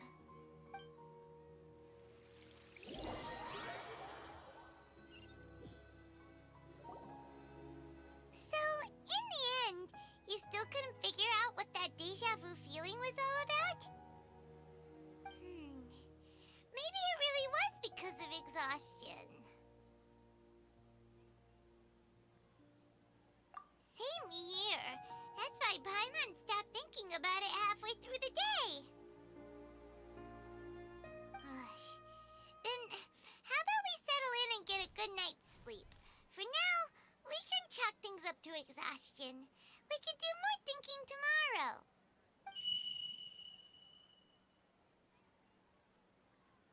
Observing a modest drop in the output of Jnana energy, but values still remain within normal parameters. Continue to monitor for variances in the data and find the cause as soon as possible.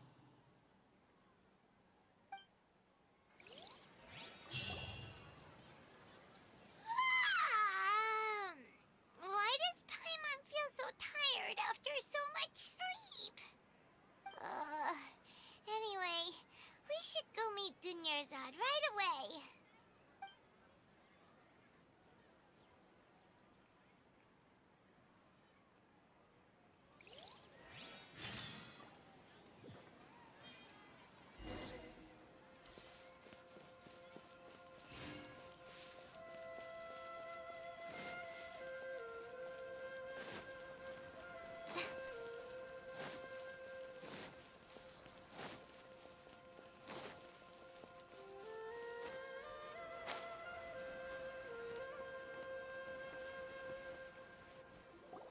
Good morning, Dunyarzad. Sorry to keep you waiting. Not at all. I arrived early. Huh? Paimon thinks you sound kinda tired. Did you not get enough sleep? I'm doing well. There's no need to worry. Shall we go? Let's start with the stalls over there. Great idea! Let's get going! Traveler?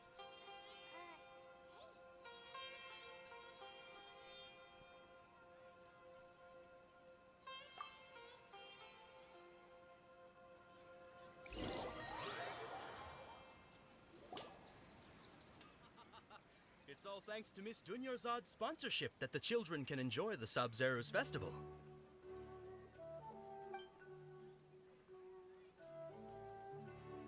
Oh, are you interested in Yalda candies? I have some boxes of candy here. Pick whichever one you want. Not much of a choice. All these boxes look the same. It's not that simple. Each box contains a random flavor. It's up to the luck of the draw. Flavors include lavender melon, hara fruit, sunsetia. They all sound pretty tasty. And there's also lizard tail and oni kabuto. Huh? What were those last two? She'll help me choose. Paimon wants to eat the sunsetia flavor. No problem. These boxes of candy are numbered 1 to 5 from left to right. Which one do you want? Oh, I like your confidence. No hesitation at all. Oh, congratulations!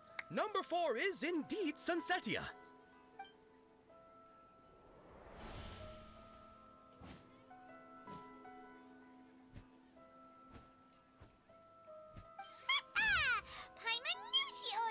incredible luck.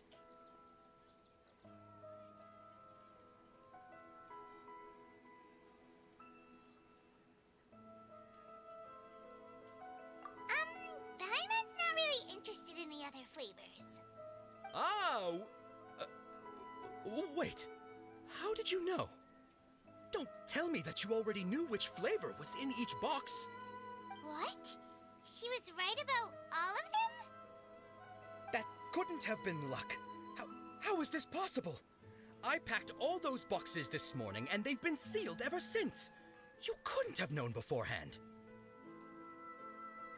Mind reading? X-ray vision? Or some kind of magic trick? This is way too freaky. Tell us what's going on! Since when did you get superpowers? Traveler?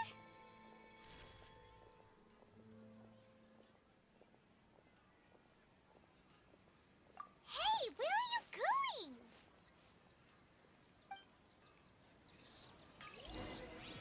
What's going on? Did you see something? Us leaving Dunyarzad without letting her know is kinda rude, you know.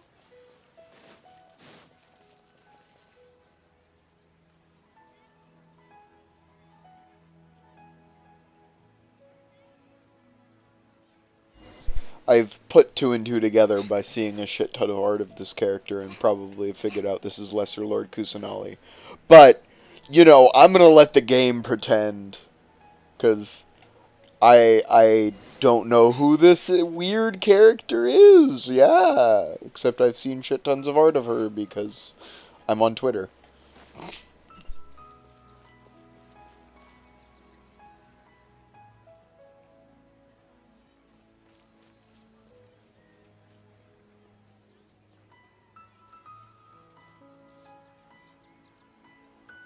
What are you looking for?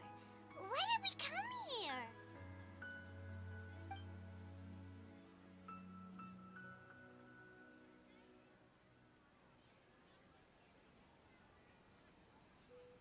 Traveler?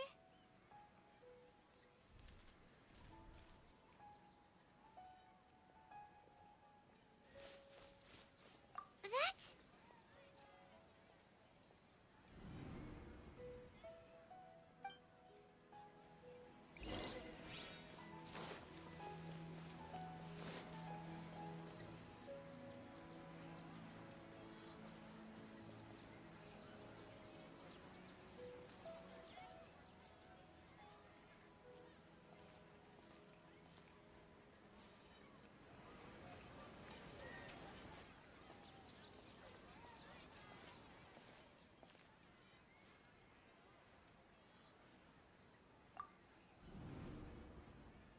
Look!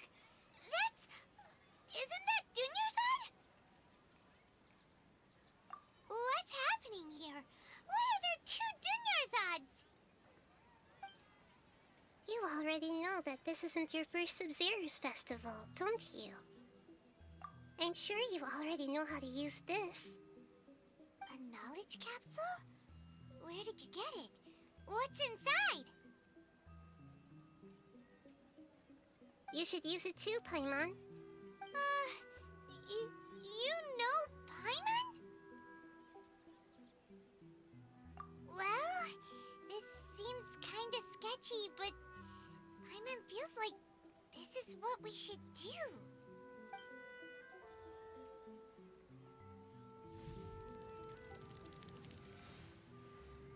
What the?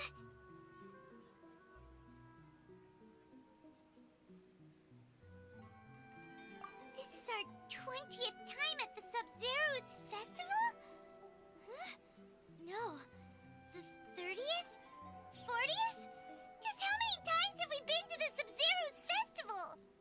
Have we been trapped in a single day? If it weren't for you, we wouldn't have even realized. What the heck was inside that knowledge capsule? Your memories are still scrambled? Try your best to remember.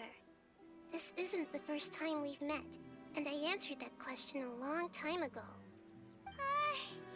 Let Paimon think. Oh, it's coming back.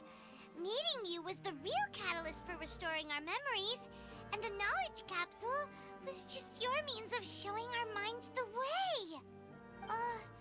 What about everyone else? Why are you only helping the two of us?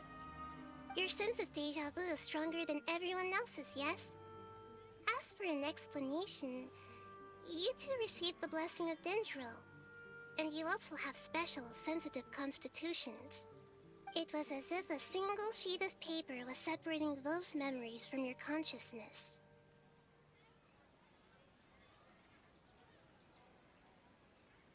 A familiar question. I think this is the 7th time you asked that. As you can see, she isn't doing well. You probably sensed it too. The Dunyarzad you were just with is different from the first Dunyarzad you met. That first Dunyarzad is in front of you right now, and she doesn't have a lot of time left.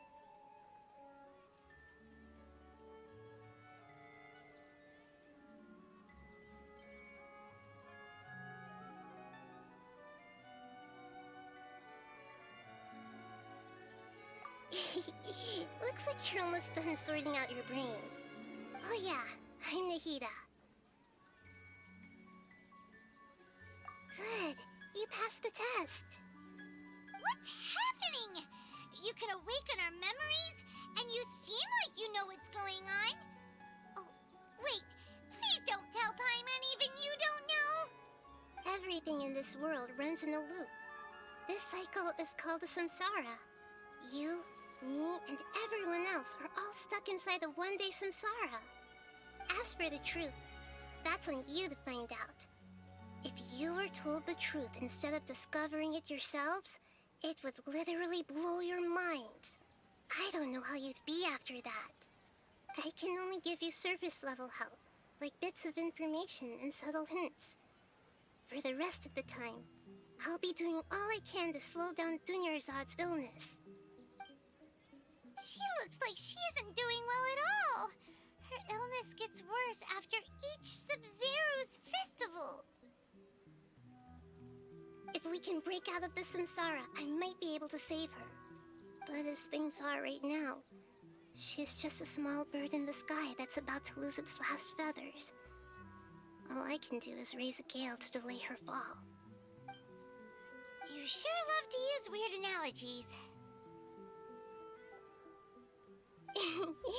Analogies are wonderful tools. They let you use existing knowledge to understand unfamiliar things. Okay, so, with what you know so far, what do you think the truth is?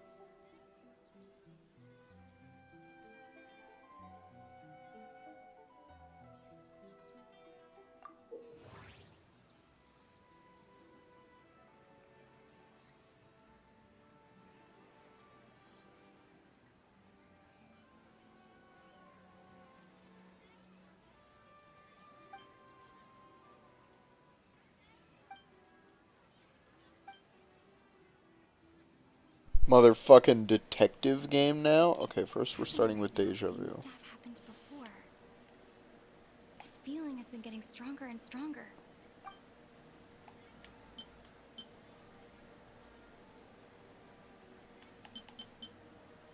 My mind feels exhausted, even though I haven't done too much thinking.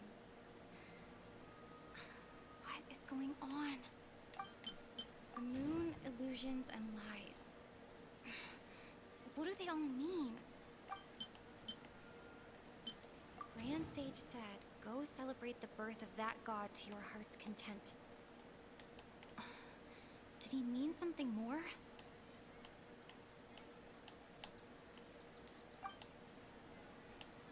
I've already experienced the Sub-Zero's festival many times.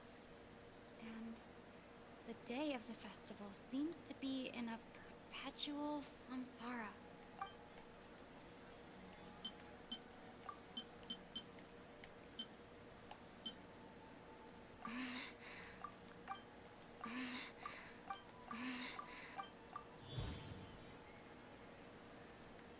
Oh my god. Really? What's happening right now? That should be it. The flow of time is endlessly Yeah, no cycling shit. within one. Yes. My mind feels.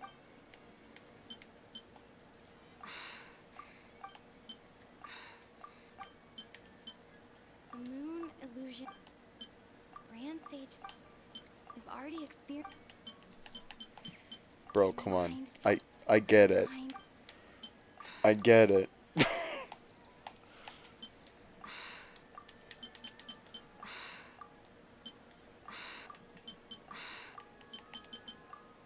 Okay, that was really fucking weird. You've given similarly wrong answers in the past. Still the wrong answer? Paimon thought that made a lot of sense. It feels like time's just repeating itself. A simple time loop can't explain some of the phenomena. You two are still missing a lot of information. Unfortunately, I can't give you any more hints.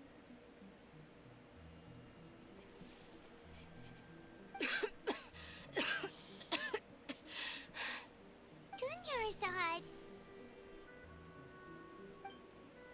The Sabzeruz festival is happening every day, but that doesn't mean we can waste an infinite amount of them. Hurry and find the truth before today's festival ends.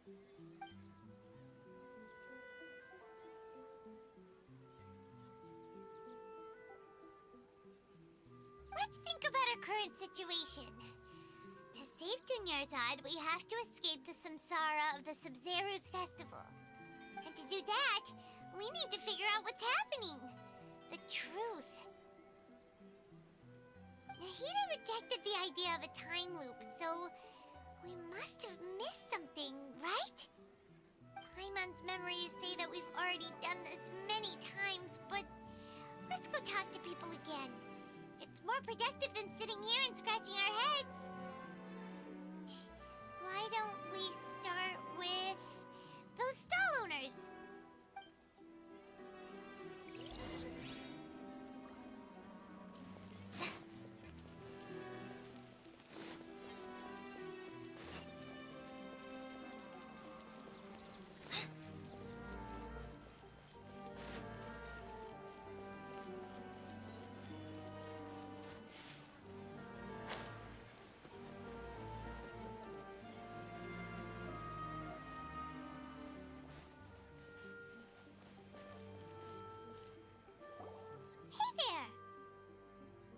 Hey, it's you guys again.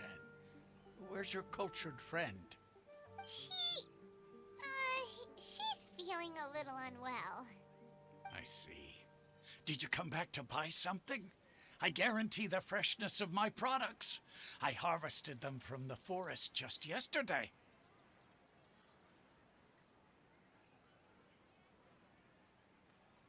Huh? What brought this about? I hurried back from the forest yesterday, and I'm selling produce here today. I haven't felt anything strange.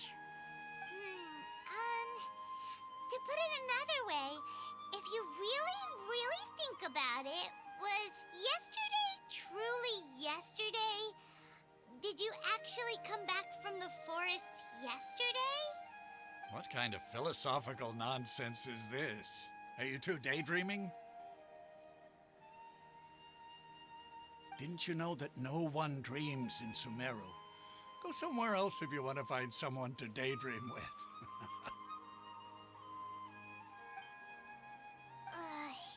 He actually has a point. Is this a dream? Is everyone dreaming?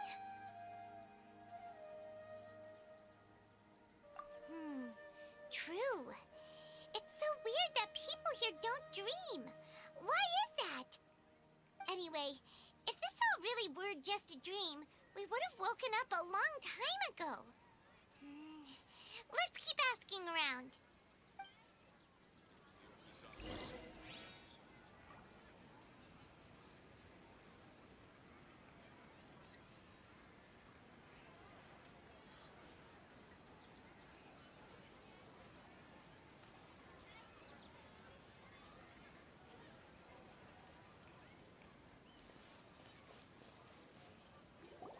Oh, it's you two. Was my divination so accurate that you felt compelled to compliment me in person?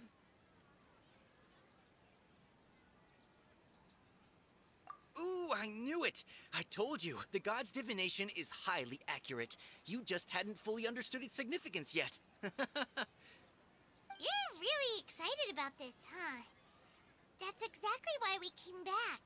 Help us better understand it. Help you better understand it? Well, that isn't exactly what I excel at. So, you're admitting that you don't have a clue? Anyway, what kind of situation did you get into? Huh? Hold on a second. I thought you guys just lost your wallet or fell for a scam. What you just said, are you serious? Does that kind of thing actually happen in real life? Paimon knew you weren't going to believe it. Marvelous. Truly marvelous. I believe you. Recall the interpretation of your divination. The moon, illusions, and lies. It really felt like an omen. When you say it like that, the divination does sound like it's related to what's going on. Can you read any more into it? I believe that the Archon's revelations are never more than vague hints. Anything more specific is beyond the reach of mere mortals. The book only says, if you trust your instincts and overcome your fears, the sun will surely rise. So that's how it is. Looks like fortune-telling is just fortune-telling. It's no good for practical problems. We haven't made any progress. Who else can we talk to?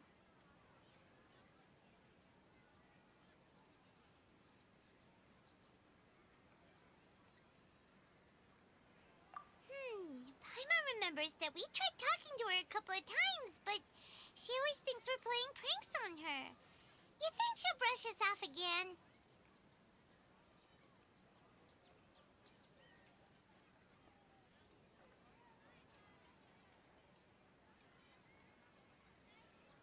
Yeah, if we tap into Dia's strong sense of responsibility as a mercenary, then she'll definitely take us seriously.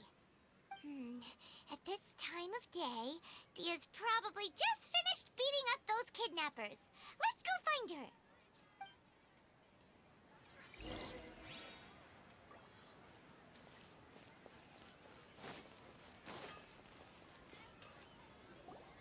I'm fine, my lady. It's just a scratch. Perfect timing. Both of you are here.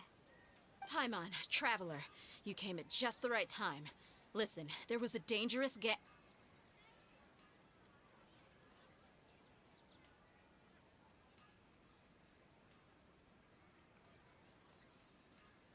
Huh? You saw? Then why didn't you jump in earlier? If someone was protecting Miss Dunyarzad, I could have went all out. Anyway, can you do something for me? You want the Traveler to take Dunyarzad somewhere to rest up while you check to see if there's still any kidnappers around. Did Paimon get that right? How did you know what I was going to say? We need to say something convincing.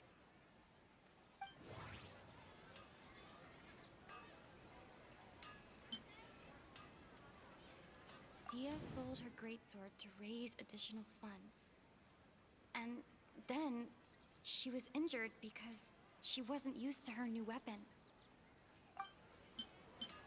The moon, illusions, and lies. What do they all mean? People in Sumeru don't dream. My mind feels exhausted even though I haven't done. Tell her, Traveler!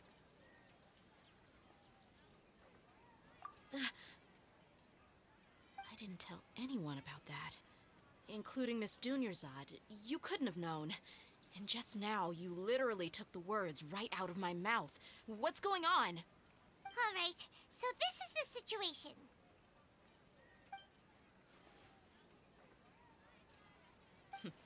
It's kinda hard to believe what you just told me.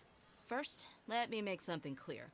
Most of us desert dwellers might not be the scholarly type, but we do have basic common sense. She's quieter than usual. Uninterested in anything and really gloomy. Yeah, she isn't the same as before, but her parents said that this is how she was like at first. Huh? At first? I don't quite understand what you're all talking about. I'll go rest on the bench over there. My lady, are you angry?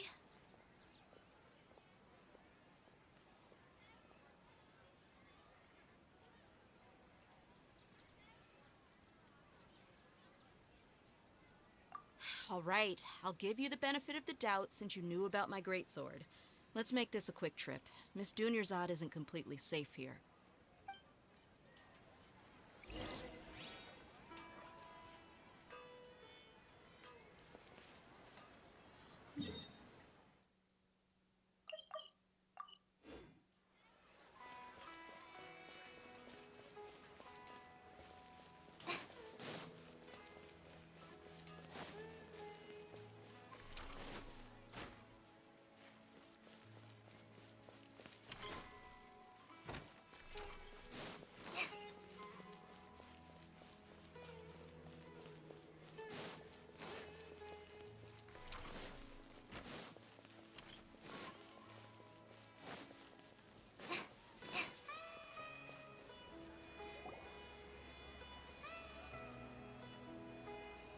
Nahida, we brought a friend.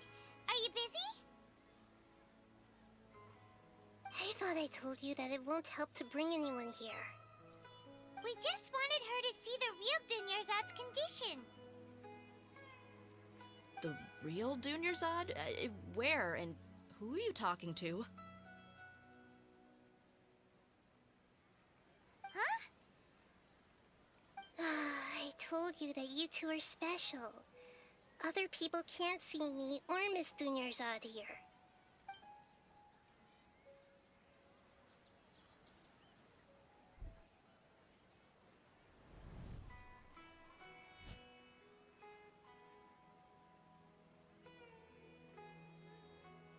Hold on. Over there. Is that? Wow, how perceptive. Does she have invisible antennae? Miss Dunyarzad, she's lying down here, isn't she? How's she doing? Her condition's really bad, and she's basically in a coma. How did you know she was here? I can sense her aura. There are also lingering feelings of something like regret or disappointment. What happened? Do you believe us now? The Sub-Zero's festival has been repeating itself. So, you think the sages are behind this? Yeah, they've always been against us. Wouldn't surprise me if they're using the Akasha to intentionally repeat the Sub-Zero's festival as a sick joke. You have a point. Aside from the Dendro Archon, the Academia's sages are the only ones in Sumeru who could pull off something like this. Maybe there's more to the Akasha than we know.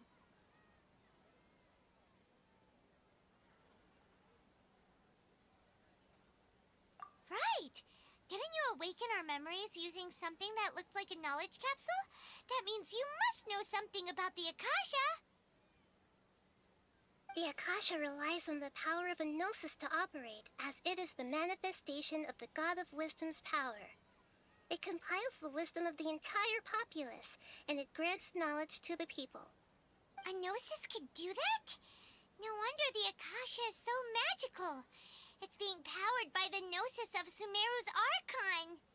So, this Nahida you mentioned, what did she say? She said, and Paimon quotes, "The Akasha relies on the power of a gnosis to operate, as it is the manifestation of the God of Wisdom's power. It compiles the wisdom of the entire populace, and it grants knowledge to the people." Compiles the wisdom of the entire populace and grants knowledge to the people. Wait.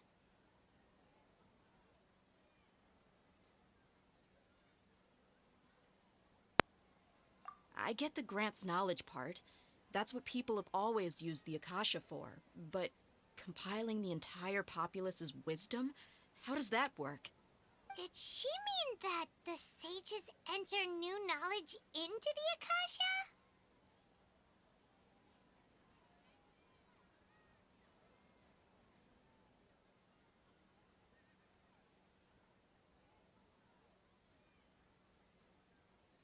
Oh, yeah. That sounds about right. What do you think?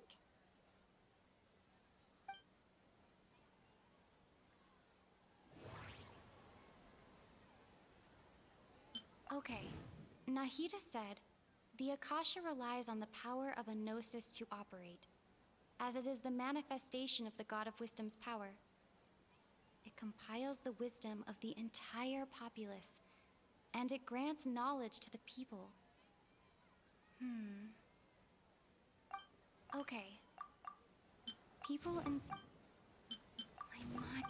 What's happening?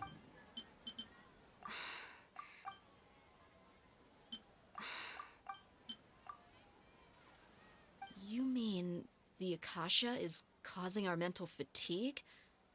Huh. Now that I think about it, my head's been feeling unusually heavy. When the desert dwellers set off on their quest for knowledge, a sage once said, knowledge always comes at a price. Compiling the entire country's knowledge. You think the Akasha pulled a 180 and is extracting information from us?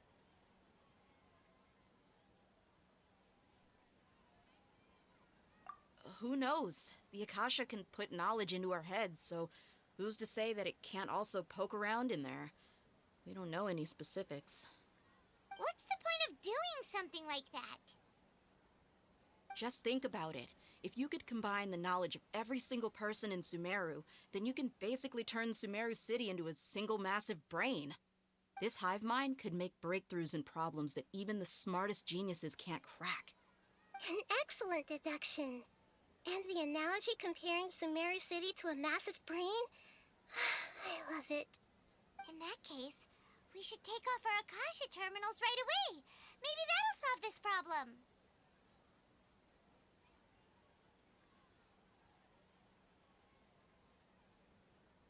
Yeah, I was only wearing this for show in the first place.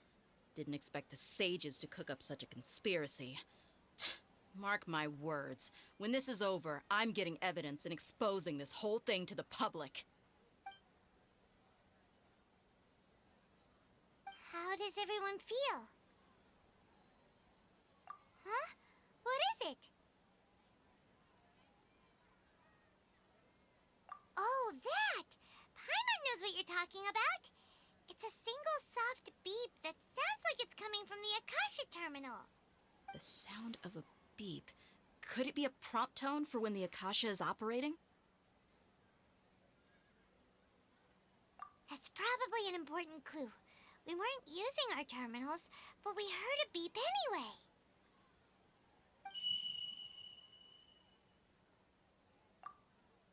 Traveler, did you hear that? I heard it too. Our ears aren't messing with us. There was definitely a beep, but it sounded like it was coming from inside my head. We took off our Akasha terminals.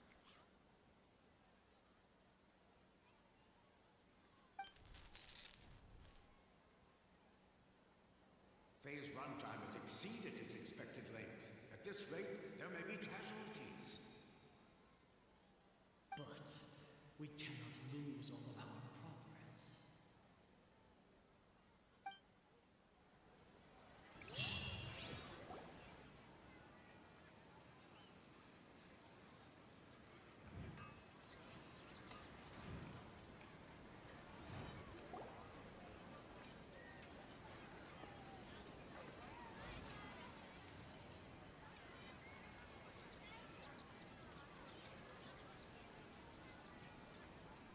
Paimon remembers everything! Good. You adapted quickly this time.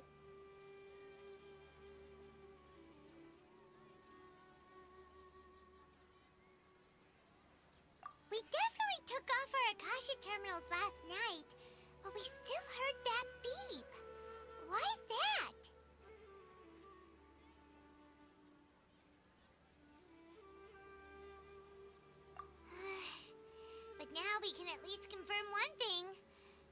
Akasha definitely has something to do with whatever's trapping us in this cycle.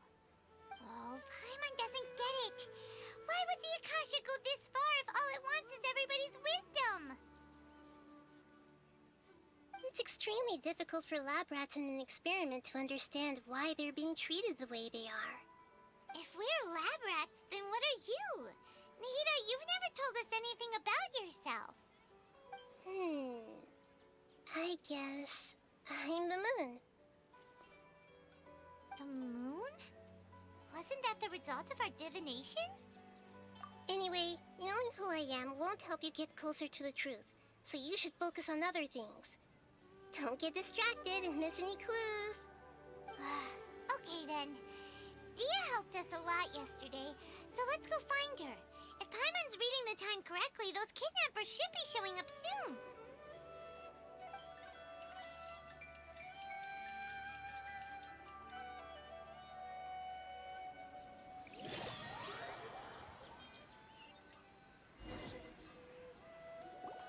Ah, there you are.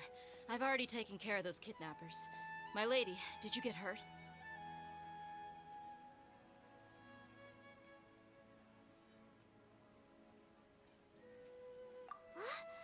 Dia?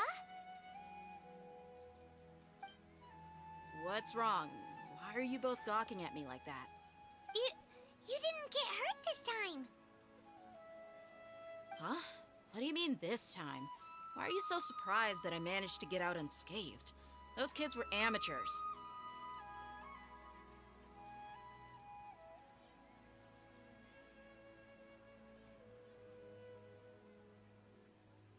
Shh! How did you know about my greatsword? I haven't told anyone about it. Please, don't tell Miss Dunyarzad. So Dia's lost her memories after all.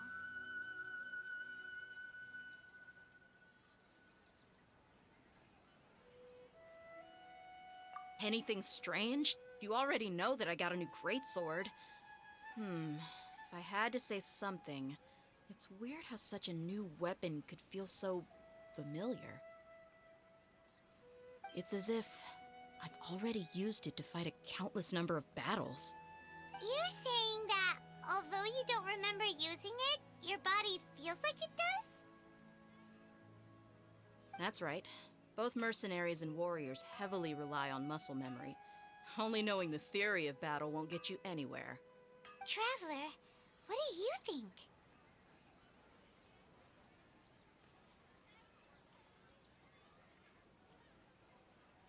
Yeah, Paimon's feeling really hopeful.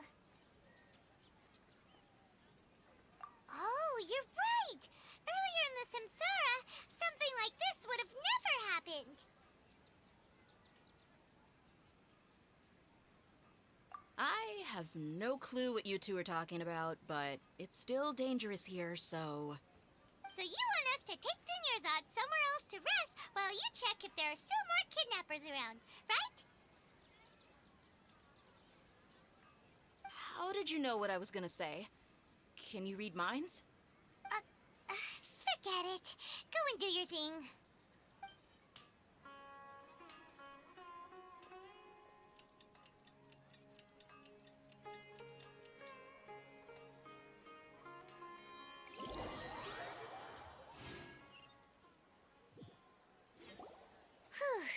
It's finally nighttime. Aside from Dia not getting injured, everything seems to have stayed the same.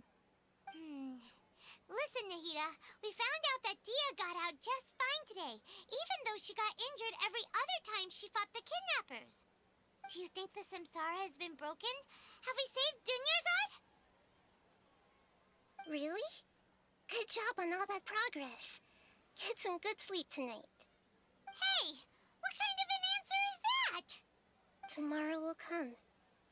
Everyone assumes this is common knowledge, but the only way you can know that for sure is if you experience tomorrow. How many todays has it been? Is it possible that today will be followed by yesterday? Does tomorrow truly exist as anything beyond a made-up concept? It's even possible that this entire world is a lie, and the history of the whole world has just been one endless Sabzeruz festival. Okay, no more. machine is already shut down. That's why it makes no sense to waste your energy thinking about things you will learn tomorrow. Get some good rest. You know, use the bathroom and flush your anxiety dookie away. Huh? Hold on, what did you just say? Did Paimon hear you correctly? Huh? People always say they feel a sense of relief after they take a duk-duk. That's why I suggested you could try that. Is that so strange? It's so strange and so against common sense that Paimon's at a loss for words. You were sounding kind of smart just a minute ago. Yeah, even though it's happy and lively at the Sub-Zero's festival every day, it feels like it's been a long time since we've really gotten to relax. Let's go back to our room.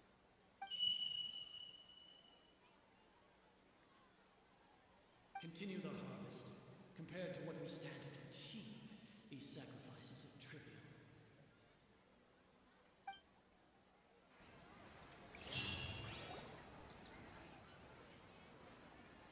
We're still in the same day. Nahida, you already knew last night that we didn't break out of the Samsara? Why did you tell us? Would there have been a point? You would have spent the night with new worries, with tomorrow still out of reach. In that case, you might as well rest within that brief moment of hope. An opportunity like that doesn't come by often, and I thought it might help you clear your minds. Paimon thought the Duke did that! Whatever. Guess you were looking out for us after all. Of course. In the time we've been together, you two have been everything to me. Paimon's flattered and everything, but maybe you're taking things a little fast. What I mean is, even though I had asked you to solve this puzzle, you two are still the only ones who can see me and sense my presence. In other words, if you weren't here, I may as well not exist. That's why you two have been everything to me. Get it? Nahida's talking about confusing stuff again. Anyway, that's enough chit-chat. So, Traveler, did the new clues yesterday help you gain a new understanding of the situation? Huh? Why are you scrapping your previous theory?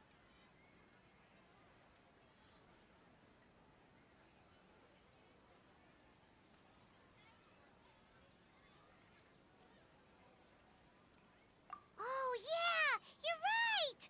Gosh, how did we not notice that? In a simple time loop, people's physical conditions should also reset. So, what's your new hypothesis?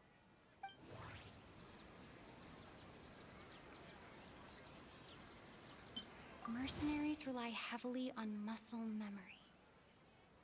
And Dia was able to use her experiences to avoid injury in later samsara cycles.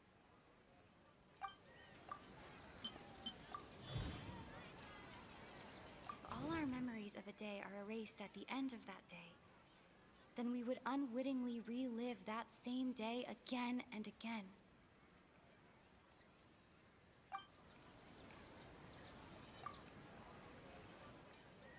Oh! Then the beep we hear every night could just be indicating the deletion of our memories. That's why when we wake up, everyone thinks the Sub-Zero's festival hasn't happened yet. It's already the next day, but everyone still thinks it's the day before. But muscle memory can't be erased. That's why Dia has been getting better at using her greatsword. Now everything makes sense. A brilliant deduction. Nahida, tell us if we're right or wrong. To put it simply, it's as if you've mistaken a pyro crystal fly for a firefly in the night. You lost sight of its true nature because you focused too much on your perception that it glows. That isn't simple at all!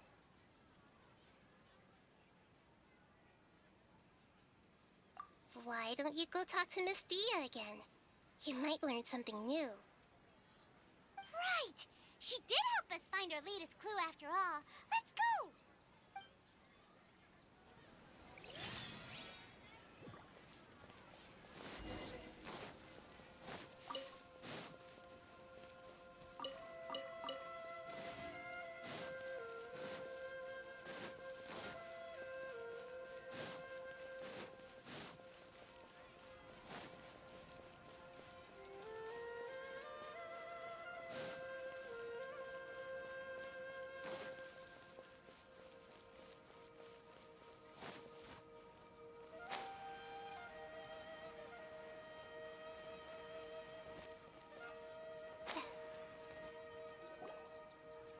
There you are.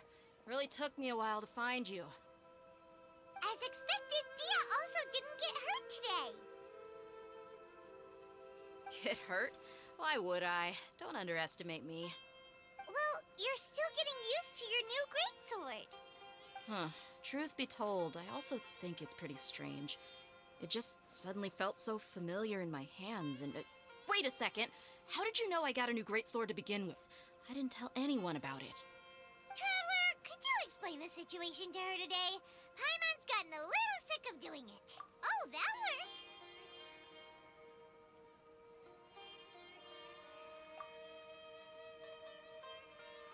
What happened to you guys while I was gone? Did you get brainwashed by some cult? Don't think too hard about it. Just take what we're saying at face value. Alright then, let me get this straight. You're telling me that my body's already gotten used to this greatsword, but my brain just doesn't remember it? Yes, your memory's being erased every day. Then I'd have to disagree. That's impossible. Oh? Why do you think that? If we've actually been reliving the Sub-Zerus festival day after day, then what happened to the things we used, the money we spent, the food we ate? Common sense says my wallet should have emptied itself a long time ago. There's no way I wouldn't have noticed that.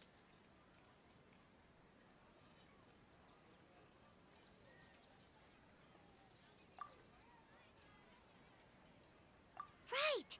They could use the Akasha to record what everyone did that day, and then use the city's resources to replenish everything. It's not very likely, but it's also not impossible. No, it is impossible. I've got proof. You have proof? Where? You two are surprisingly serious about this nonsensical discussion. Fine, I'll play along for a little longer. Come with me, Miss Dunyarzad. Please come along as well. I still can't guarantee that this area is safe.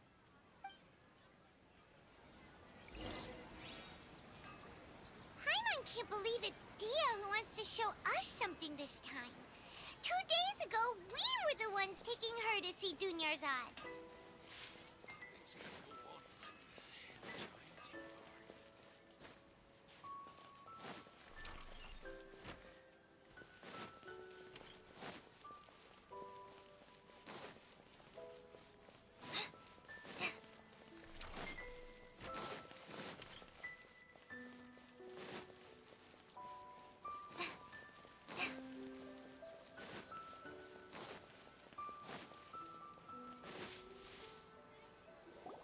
This is it.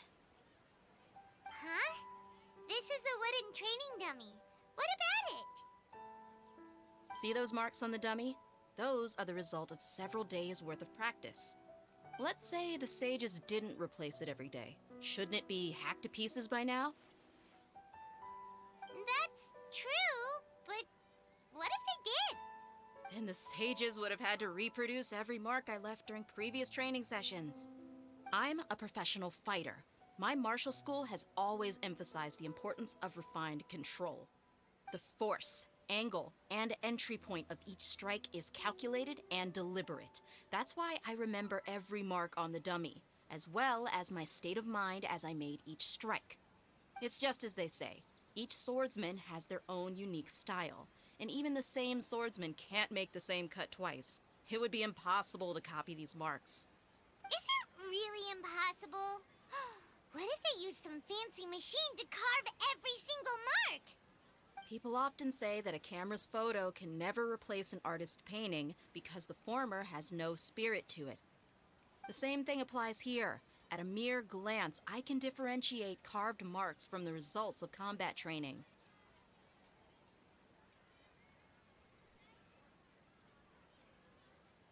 Whew, I hope that cleared things up for you. Hey, is this that new brain-exercise game that's been super popular with the scholars lately? It's surprisingly fun. Anyway, it's getting late. I should escort Miss Dunyarzad to Nilou's stage. See you later. Well, back to square one. Is our memory deletion theory also wrong? But at least we've reached some other conclusions in the meantime.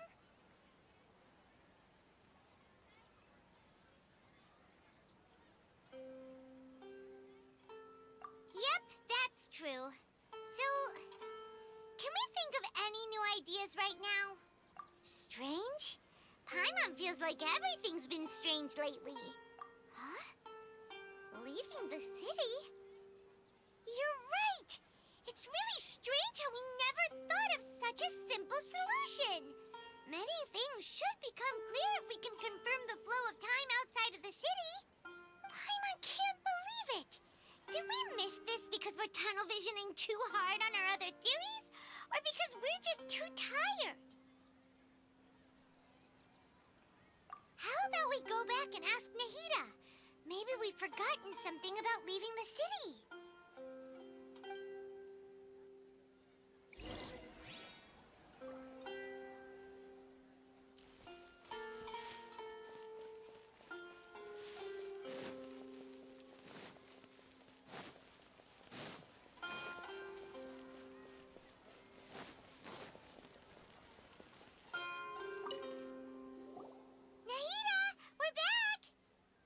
Early today.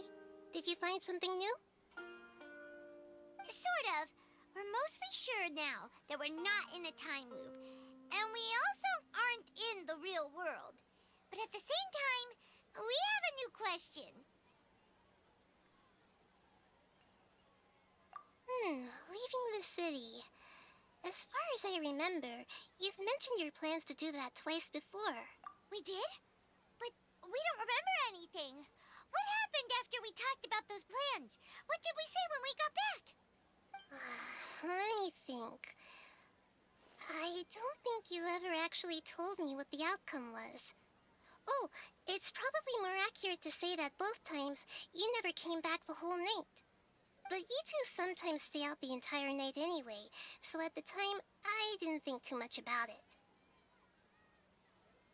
It is true that sometimes we lose track of time during our investigations. Before we know it, it'll already be the next day. But still, neither of us remember anything about leaving town. Really? That's kinda strange. In theory, I should have already awakened all your memories.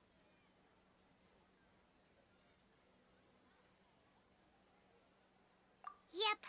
Something here's definitely fishy. Let's get to the bottom of this tomorrow.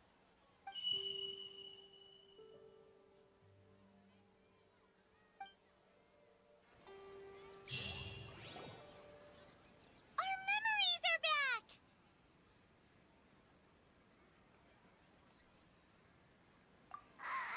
About that. Well, where should Paimon begin? Traveler, aside from your memories that were just restored, I have another message for you. Listen to it and you'll understand. Can't go back. There are countless spaces here.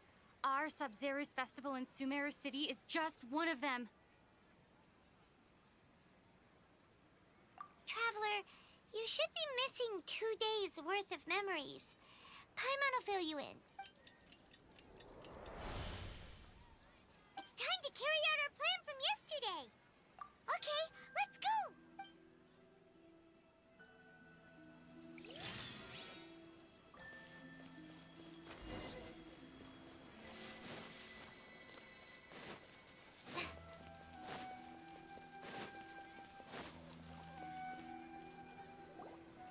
Why can't we leave the city? What is the Academia up to now? Don't ask me. It's not like I can tell you anything. This is a direct order from the Grand Sage. Just wait until tomorrow. I have a real emergency. My goods have already arrived at Port Ormos. If I don't hurry, they'll be stolen. That's your problem. Make sure you make a request in advance next time. But it's not like you can just predict business matters in advance. It looks like the Academia already announced a lockdown for Sumeru City today. How completely unsurprising. Let's go and question them. Hello, sir. Why can't we leave the city today? Here we go again. Don't ask me. I don't know either. We just received an order that no one is allowed to enter or exit Sumeru today. They didn't tell us anything else.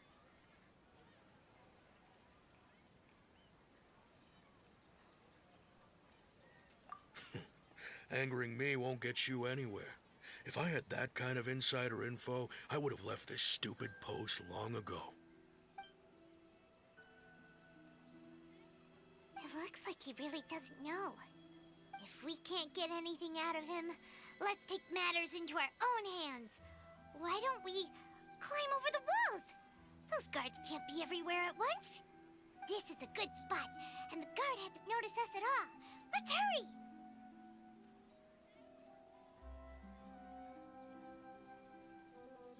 Huh? Why? Are you going to leave Paimon behind?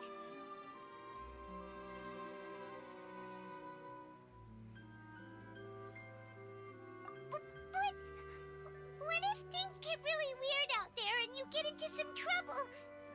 Then Paimon won't be able to help you. Oh, Paimon knows that Paimon can't do much, but we've always been together, haven't we?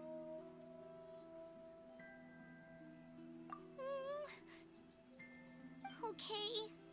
Paimon will wait for you. Promise Paimon that you'll come back as soon as possible. Just a quick look.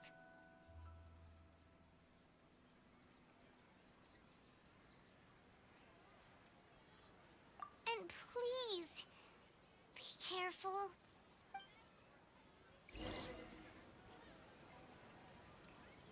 Ah, memories!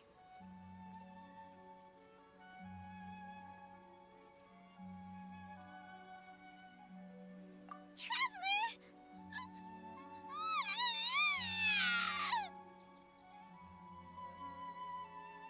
Paimon thought Paimon would never see you again.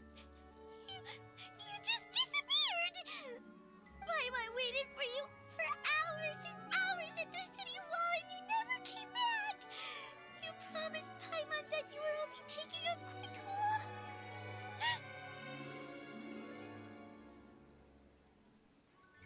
Paimon, calm down. She's here now. I don't think she understood what you were saying. Paimon doesn't care. Paimon wanted to go look for you, but you also said that Paimon should stay. Paimon was so worried and so scared the entire day.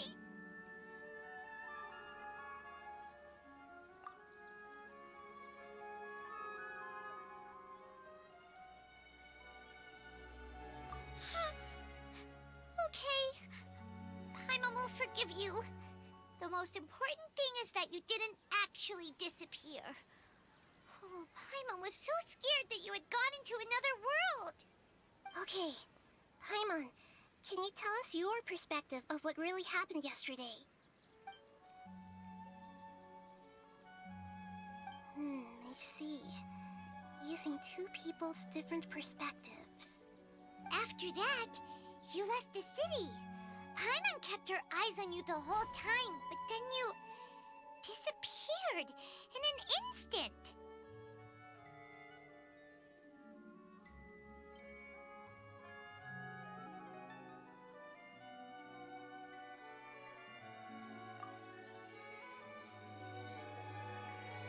No way!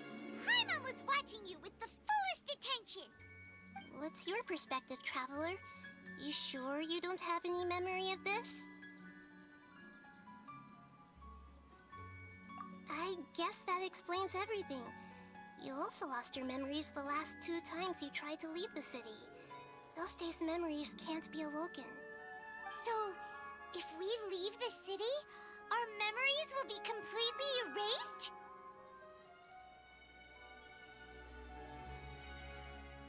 It really sounds like something big outside of the city is being hidden on purpose. But this way, we'll also never discover what's outside.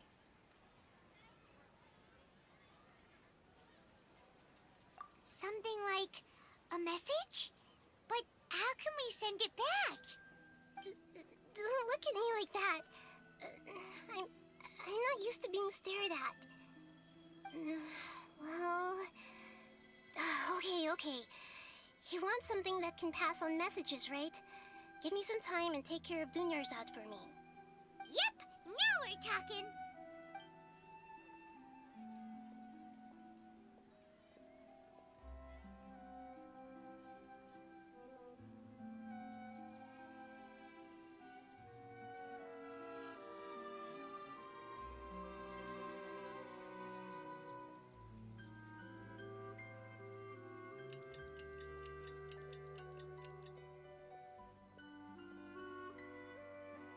I'm done. Here you go. What?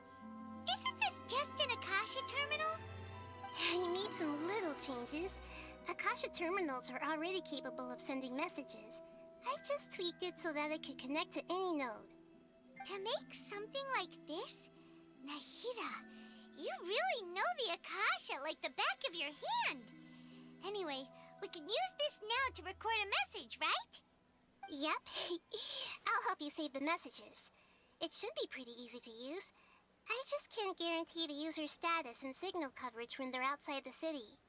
We'll never know until we try. At least we're taking the initiative now. Let's go then. Let's expose those sages!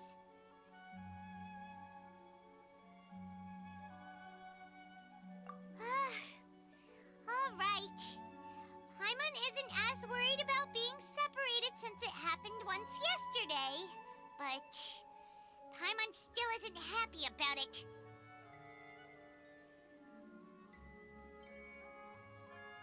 Okay, see you tomorrow, Traveler. That covers everything that's happened so far. Yes. Although the signal was choppy and had some interference, we still managed to receive 2 messages from you when you were outside. Okay, now that you understand what's going on, let's hear the messages together.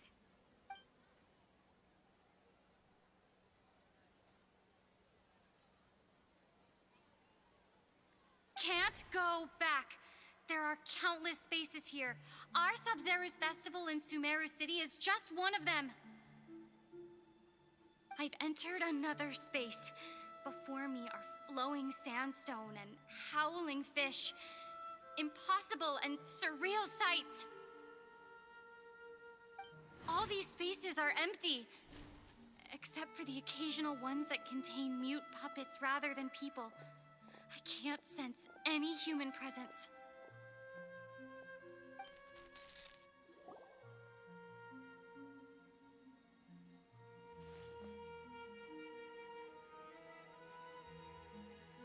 That's one heck of an info dump. It sounds like you left the Sumeru City space when you set foot outside of the walls. But everything looked completely normal when Paimon was looking out from the inside. That's unbelievable. And if we take your word for it, the other spaces all had very weird contents. There's another part here. You only received it last night. These spaces have been disappearing, one after the other, absorbed by something like a sun in the sky. And now, even the final space has also disappeared. Behind me, a lot of spaces just appeared again from thin air. I get it now. Those spaces are actually...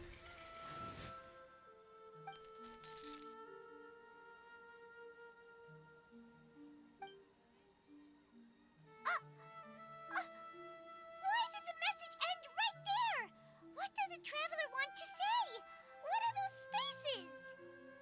Probably because yesterday just happened to end at that moment. Oh, right. Paimon did hear a beep from the Akasha. Did it come from here or from the message? The message. It should have come from the Traveler's Akasha terminal. After the beep, Traveler said even the final space has also disappeared. Traveler, what do you think that final space could have been? Was that space actually the real world?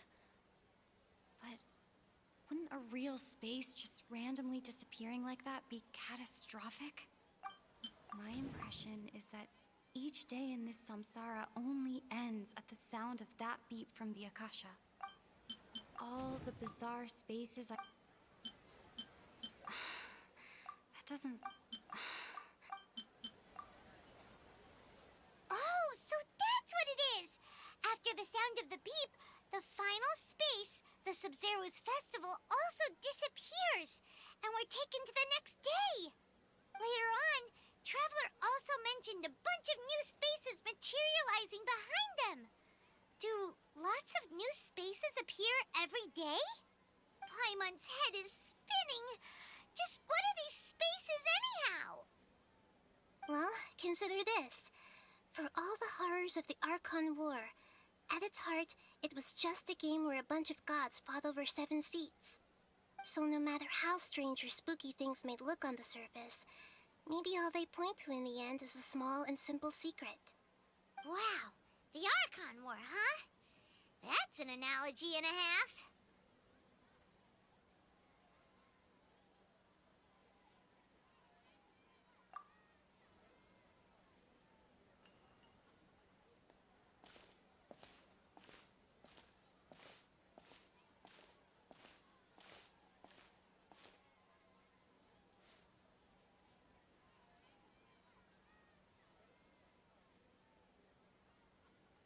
Hey, where are you going?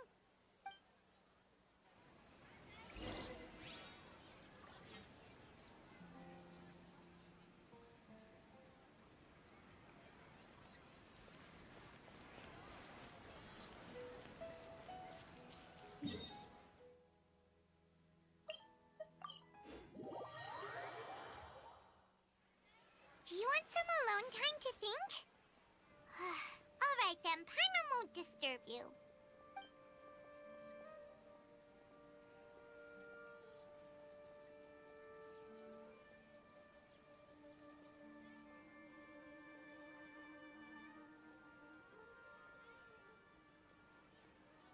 The dance of Sub-Zeros is about to begin.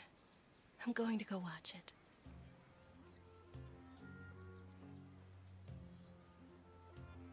Okay. Why don't you go ahead, Dunyarzad? We still have some other stuff to do first. Okay then. See you later. Have you figured it out yet, Traveler? Time is ticking away. Awesome! What is it? Paimon wants to know. Oh, wait, no. Let's meet up with Nahida first. You can tell us both together. This time, we're gonna get to the truth.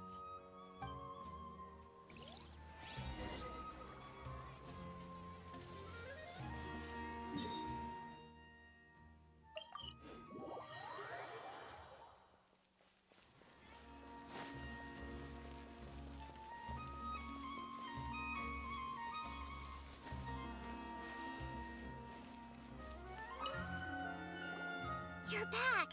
I've been waiting forever for you two. Judging by the looks on your faces, are you ready to take your Sub-Zero's exam and graduate from the festival? Okay, first off, have you discovered the hidden truth?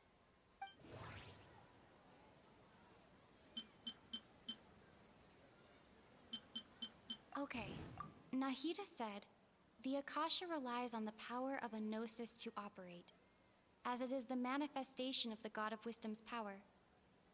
It compiles the wisdom of the entire populace, and it grants knowledge to the people. Okay. The moon... People...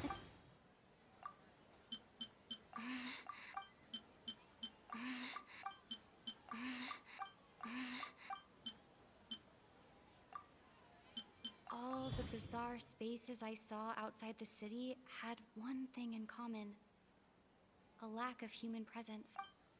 Those spaces remind me of dreams, like the one I had in the Avidia Forest.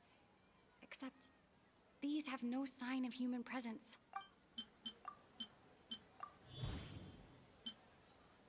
We are all in a dream. It isn't that the people of Sumeru don't dream. Rather, the Akasha is taking their dreams from them. People in Sumeru think they don't dream, but the truth is the Akasha steals their dreams without them knowing it. And those spaces with no human presence are stolen dreams without their host. That would explain why they sounded so weird when she was trying to describe them. Huh. So people in Sumeru do dream after all. In fact, we're all in one big dream together right now. Correct answer. Now, how did you conclude that the Akasha is capable of this? The Akasha relies on the power of a gnosis to operate. It is the manifestation. It compiles and it grants. Oh, okay. Those dream-controlling creatures in the forest also get their power from the Dendro Archon, right? That would explain why the Akasha has the ability to control people's dreams, too. But is stealing everyone's dreams really how the Akasha compiles their wisdom? Isn't there anything more to it than that? Dreams are fantastical, complex, and full of imagination. People's brains are the most active when they're dreaming. In other words, dreams are rich bundles of human wisdom. So, in other words, the complete opposite of how Hypatia understood it. Paimon remembers her saying that the sages think dreams are foolish delusions, and the fact that no one dreams is a blessing from Greater Lord Rukkhadevata. So it was all a dirty trick? The real story is that the sages from the Academia are using the Akasha to steal people's dreams for their own use, huh? Oh?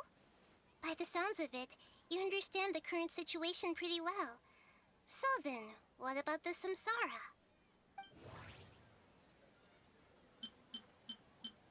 We've already experienced the Sabzeruz festival many times. Grand Sage... Those spaces kept disappearing before my eyes. Those dreamscapes kept vanishing. But as soon as...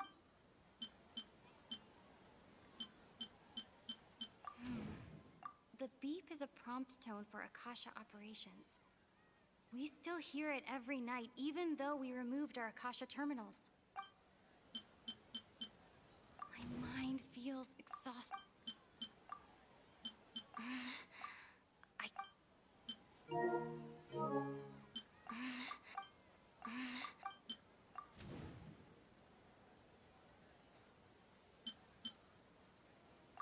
Correct. The Akasha is keeping each person's brain in a constant dream state, but also separating their consciousness from their own dream. Their disembodied consciousness is placed inside the collective dream of the Sabzeruz festival along with everyone else's, while their now vacant dreams are harvested by the Akasha. No one is any the wiser as another day passes in the dream, and so begins another samsara cycle. People wake up to yet another dream about the Sabzeruz festival. The dreams that belong to them are once again harvested by the Akasha, and so it continues. So, this is like a dream factory, and the Akasha is a dream harvesting machine. Did Paimon get that analogy right? Very good, Paimon. Using analogies well is an excellent habit to get into. Okay, so that beep we keep hearing is actually from our real-life Akasha terminals. Taking off our terminals in this dream doesn't do anything. Alright, last question. Who am I? Oh, easy shit. They say that alchemical divination is the Dendro Archon's divine revelation. So then, If Nahida has referred to herself as the moon, now that I think about it, wasn't illusions a hint that we're all dreaming? Hardly. Now that I think about it, wasn't illusions hinting at the sage's deception of Sumer? So you noticed. Okay. I thought that one would be the hardest question. That's why I put it last. It would have been hard had I not seen a million art of you. Everything about you is different. We just didn't want to expose you is all. Now that you mention it, Nahida, you've been hinting to us since the very beginning. It's funny, thinking back to when we were asking all over the place for info about Lesser Lord Kusanali. Paimon didn't expect to meet you like this. Yes, those can wait until we're back in real life. On the other hand, I'd be happy to answer any more questions you have about here and now. You asked me this question before. My answer was, now that you know this is all a dream, this answer should hopefully make more sense. I've seen The Inception. saying, I don't don't. wake a sleepwalker? Likewise, if someone's your notion of reality and dream would be thrown, that's why Yeah, I okay, can only fair give enough. you very subtle hints and some suggestions. Deceiving the people of Sumeru with no regard for their safety. No matter what they're trying to do, this is unforgivable. After we end the Sub-Zerus Festival Samsara, we have to look into them. How can the sages of the Academia do this behind their Archon's back? This is ridiculous! In the end, I'm just the moon. The real sun is long gone. A sun and a moon? Nahida's talking in riddles again. Oh, we're out of time today. I'll tell you how to break free of the Samsara tomorrow. See you then.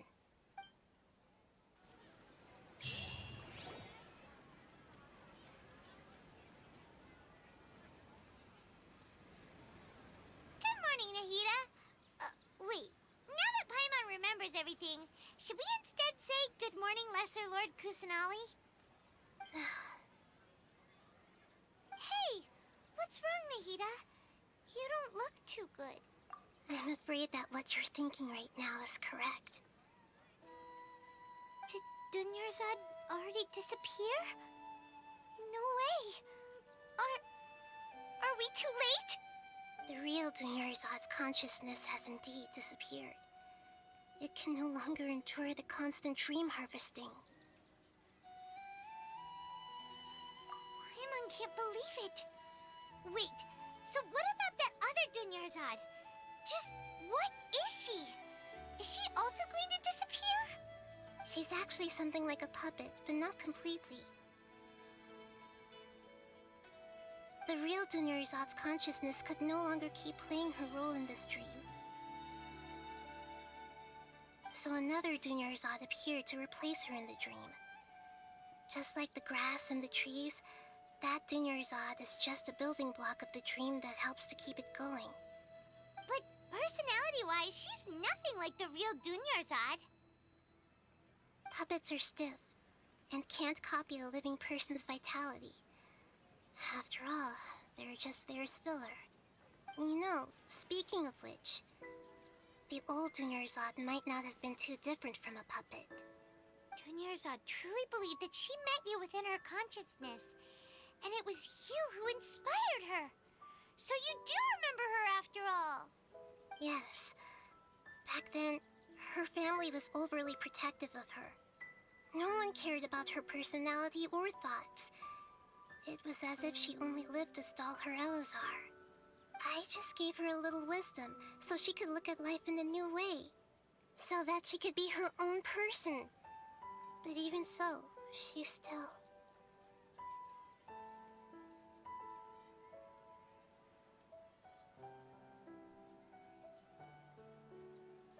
Far from it.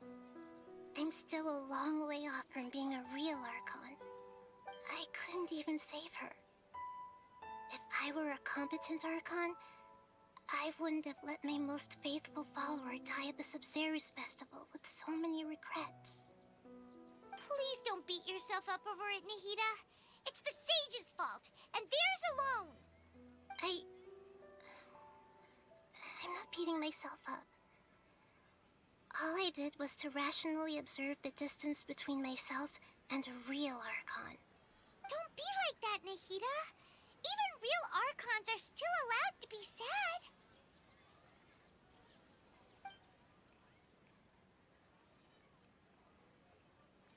To prevent more tragedies like this, we must end the samsara as soon as possible. Great, but how do we do that? Although the Sabzeruz Festival dream is under the Akasha's control, only humans can dream. Even the Akasha is unable to create them. That means this dream belongs to a host who created it.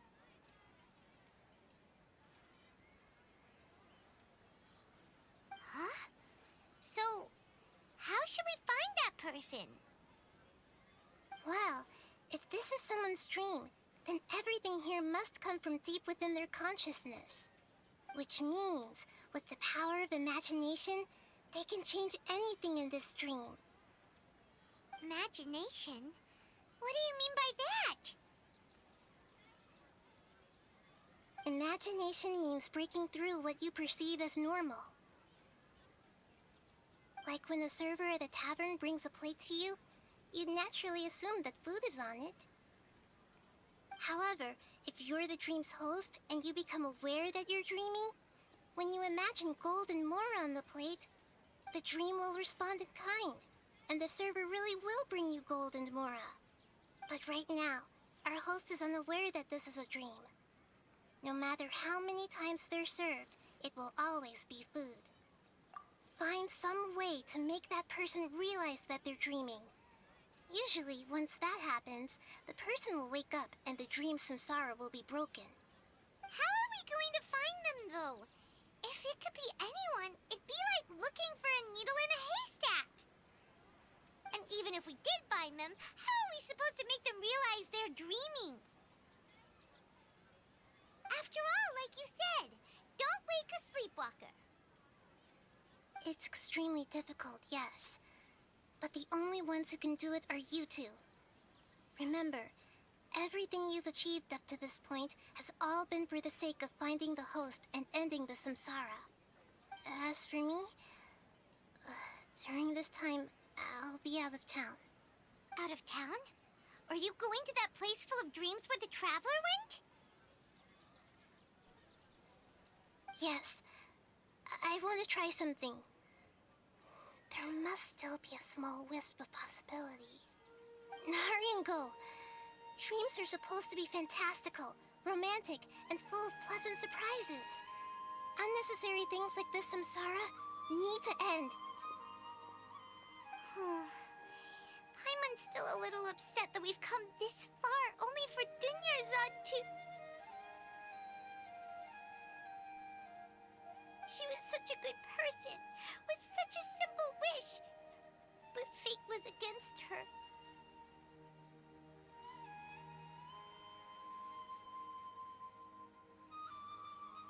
Yeah, saving Dunyarzad is what kept us going this whole time. But we mustn't lose hope, Traveler. Dunyarzad would definitely want to see us save everyone else. So let's break the samsara for her sake. Paimon's wondering, do you think the sages would get one of their own to be the host of this stream? Feels like it would be easier to control it that way, no?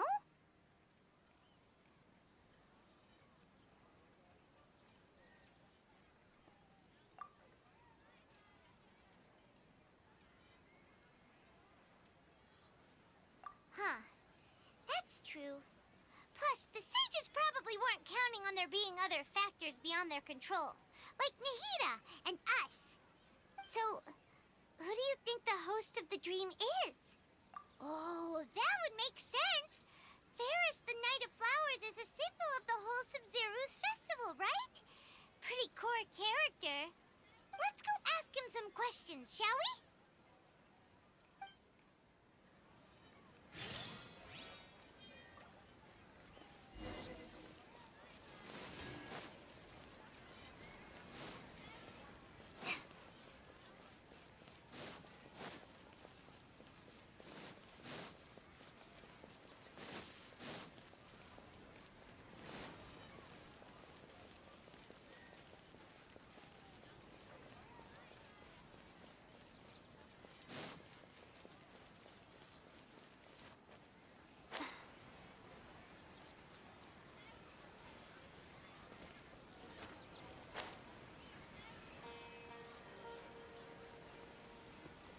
Where am I going?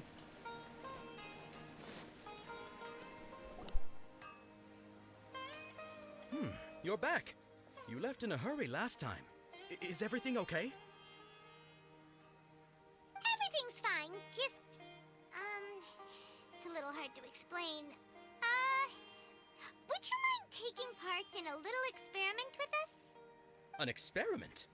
That came out of nowhere. I'm listening, though. What do you need me to do? Could you make a wish?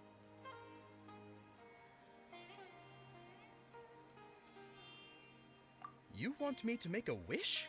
Is that a new Sub-Zero's festival tradition or something? Less questions, more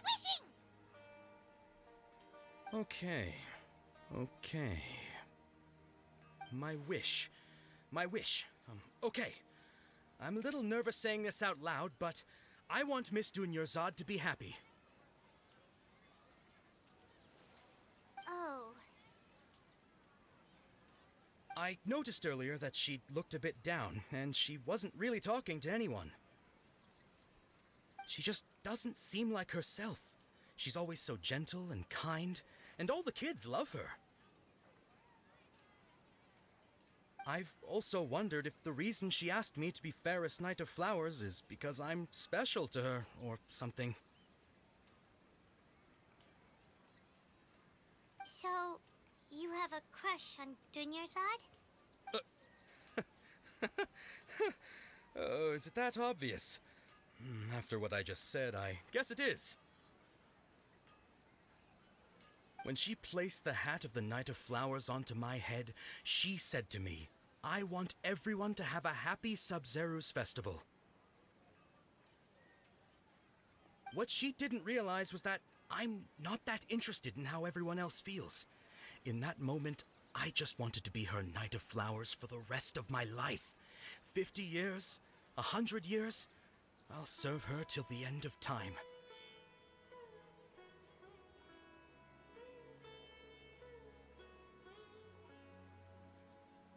Okay, yeah, that was a bit much. Felt like the right moment to get it off my chest, but that was pretty embarrassing. Okay, I'm ready to make my wish. I would like Miss Dunyarzad to appear in front of me right now with a smile on her face. Here goes. Please come true.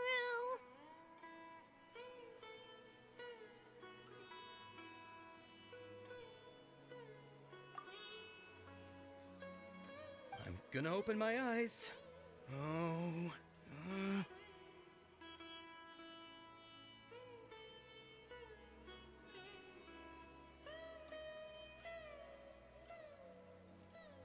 Oh, you're...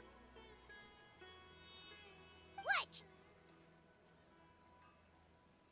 Faki? Sorry, but only one portion of Yalda candies per person. Back home you go. Nice try, you two. Anyway, never mind. I don't need to see her appear right in front of me. As long as she's happy. Guess he isn't the host of this dream after all. Should have expected it wouldn't be this easy.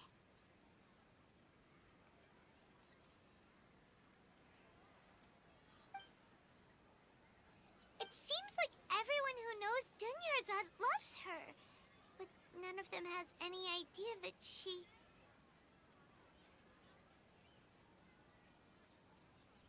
My lady, step back. That sounds like Dia! Oh, right. This is when Dunyarzad bumps into the kidnappers.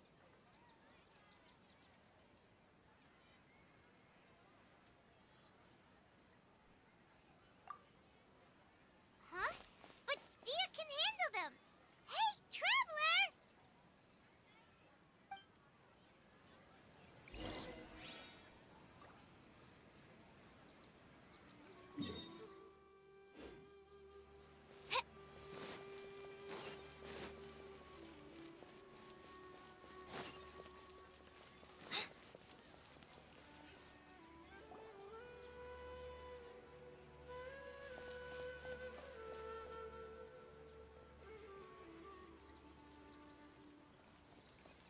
Oh, it's you. Great timing. Please take...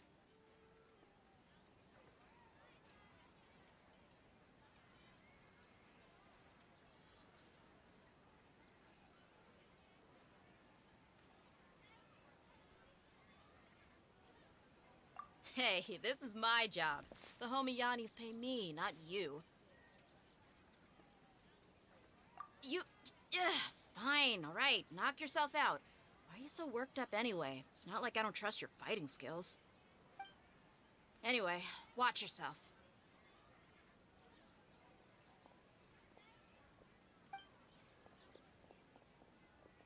So you got yourself some backup.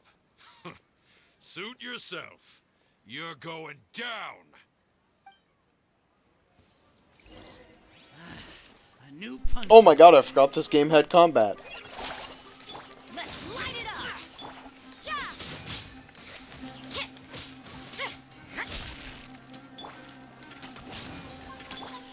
Nerd.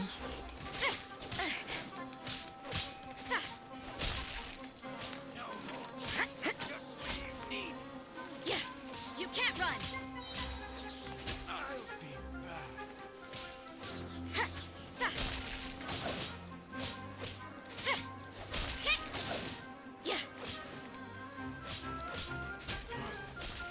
Oh, more. One more? Really? Oh, two more. Okay.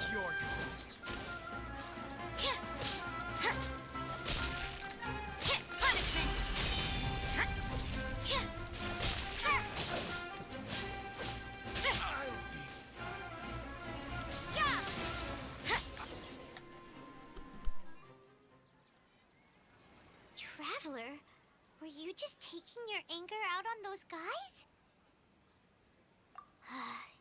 You and Nahida both. Dunyarzad wouldn't want to see you two like this. Oh, and speaking of her, Paimon just remembered something. Remember how during the first Sub-Zero's festival, before the Samsara started, we came here with Dunyarzad because she wanted to pick something up? She said it was because she had forgotten something.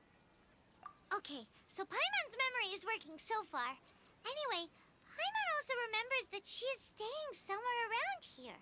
She pointed it out to us the night before the Sub-Zero's fest. Yeah, even if it's only a tiny clue, it'll probably still help us more than this needle in a haystack search.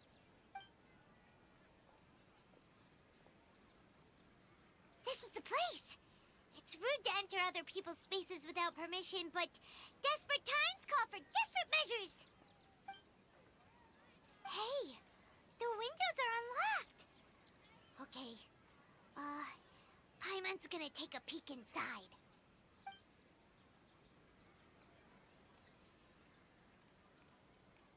This was only a temporary residence, so there was pretty much nothing inside except this book on the table.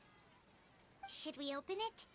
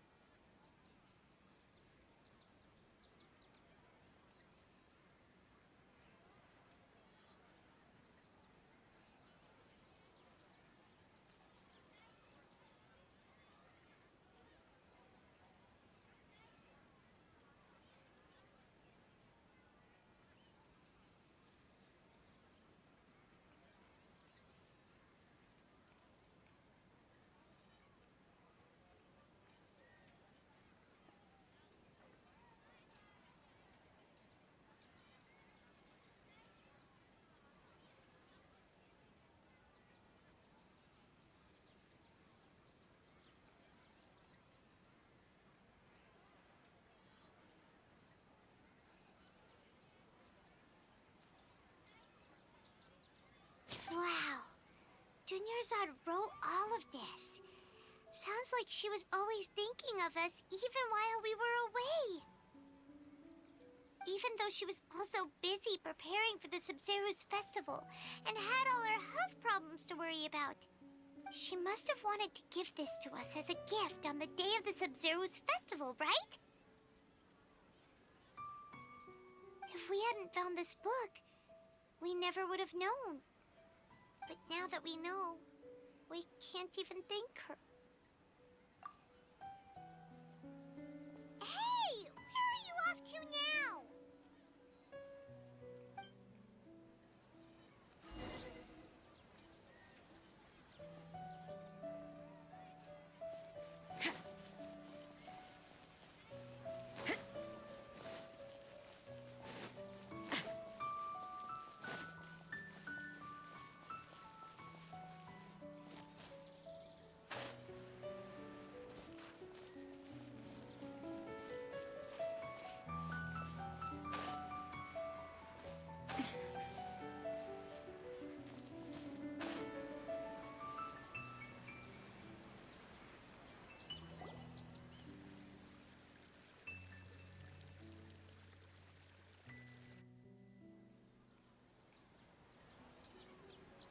Dunyarzad's puppet.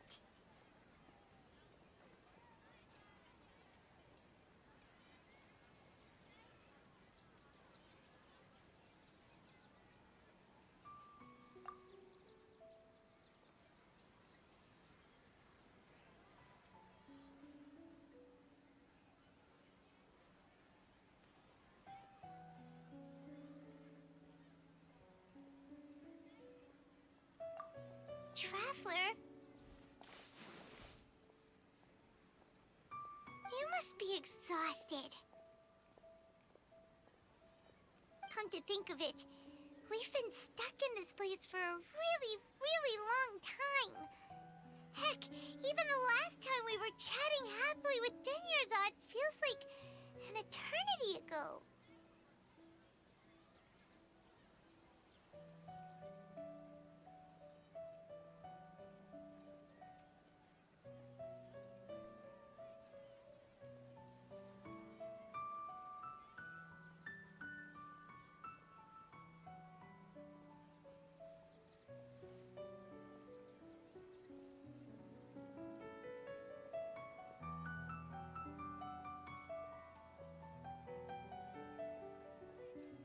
Paimon still remembers when we were sitting here, and the way her eyes sparkled when she talked about Nilou's Dance of Sub-Zerus. There will always be frustrations in life, but I know that the point of living is not to leave behind any regrets.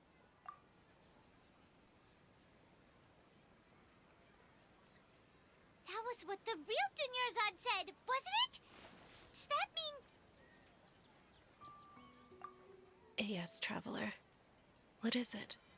Oh, so she's still just a puppet. But just now, how come... What?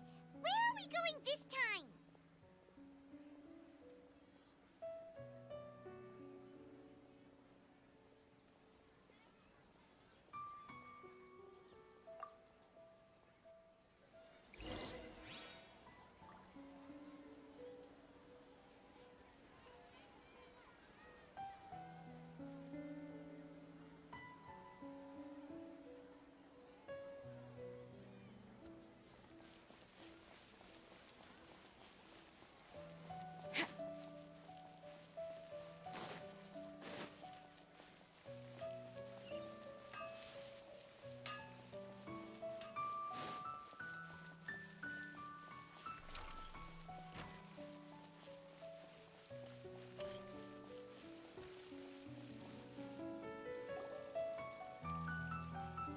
If you continue to resist, we will have to order an investigation into every single event organizer.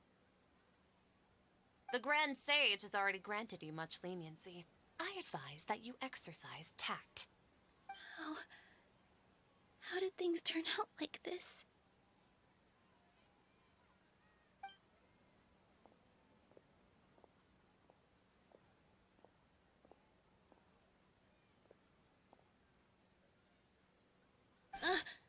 Traveler? You don't have to get involved. He's a sage from the Academia. I don't want to drag you into this. Traveler? Traveler? What the heck are you doing?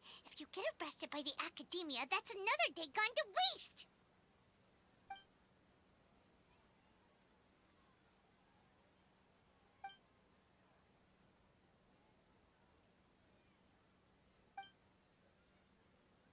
Wait, they're not reacting. Have they been scared stiff? Oh, of course! If this is the Sage's plan, they wouldn't put themselves through this. So they're just substitutes.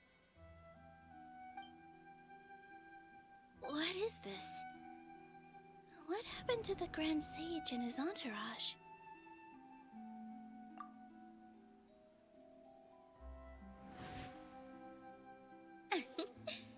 Like I said, they symbolize the goddess of flowers. It's just a shame that all the real Padisaras went extinct after her death. Yes. The Greater Lord brought forth new Padisaras in memory of the goddess of flowers.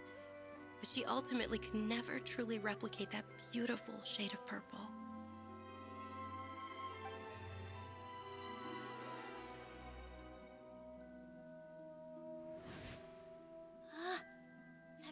beautiful shade of purple. Aren't these flowers real Padisaras? Just like the ones from the legend? I didn't even notice. Dunyarzad, did you find these? But didn't you just say all the real flowers went extinct after the goddess of flowers passed away? So, Al? Yeah. What's going on here?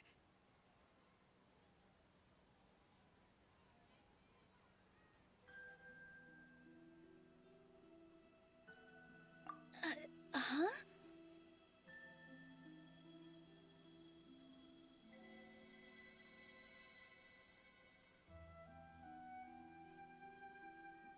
You guys are acting weird. But okay, I'll try.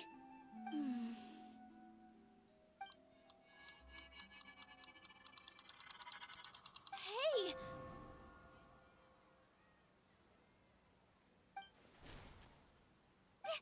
They disappeared! So Nilu's the host. What a surprise! Purple Padisaras don't exist in the real world anymore. But in Nilu's subconscious, they can appear as decorations on the stage. It's just like the example Nahida told us. People assumed there will be food on a plate, and Nilu assumed there would be real Padisaras in the flower pots. So when you saw the flowers, you instantly knew it was Nilu?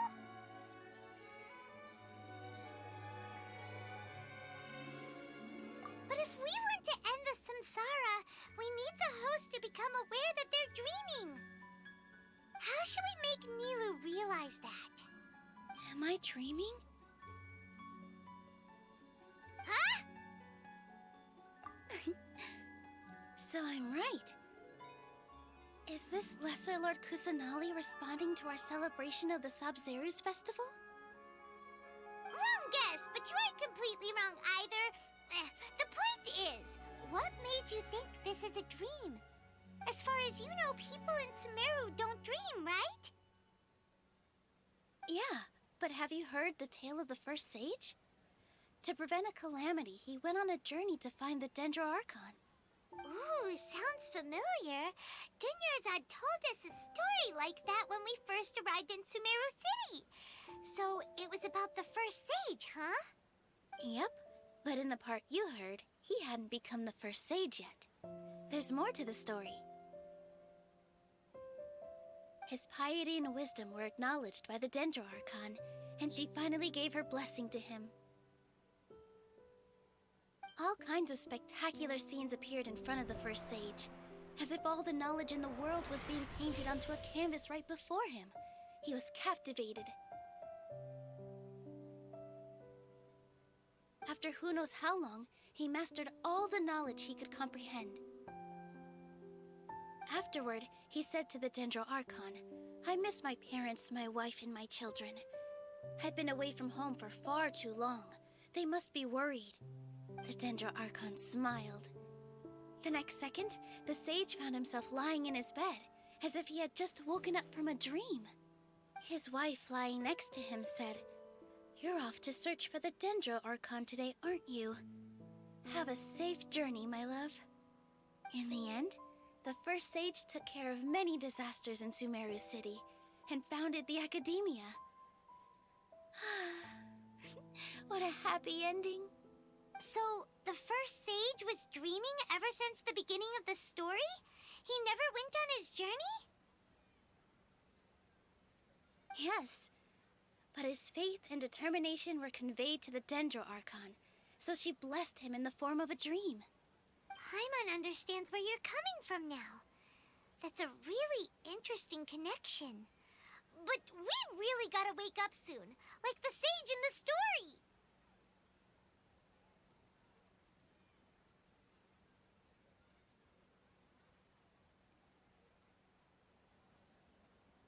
I see. Well, it just so happens that today's Sabzeruz festival is almost over, too.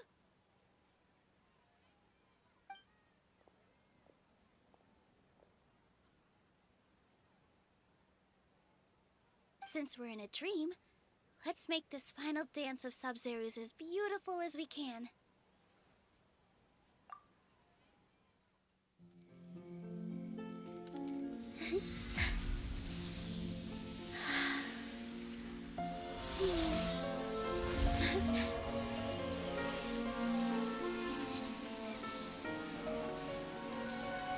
The wait is over, everyone. I dedicate this to our god, the Dance of Sub-Zerus.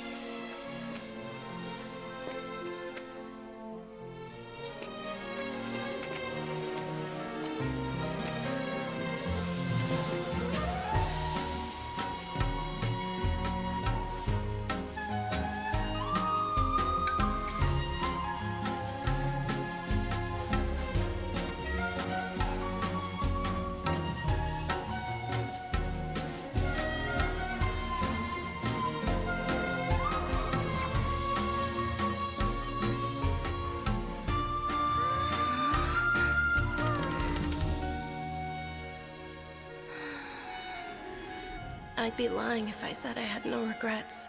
I would have loved to see Nilou's dance.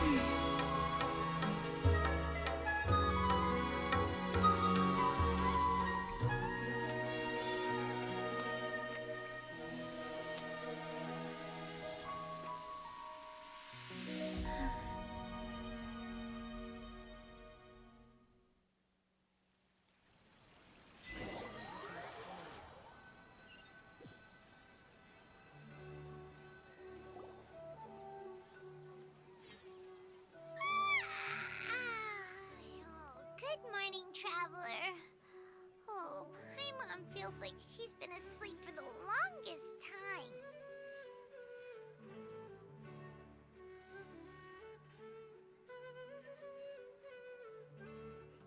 Paimon's head feels super heavy. Did we oversleep? Do you even remember going to sleep last night? Paimon thinks it was after the Sub-Zerus festival. The Sub-Zerus festival! Have we finally escaped from the Sub-Zero Samsara? Quick! Take off your Akasha terminal!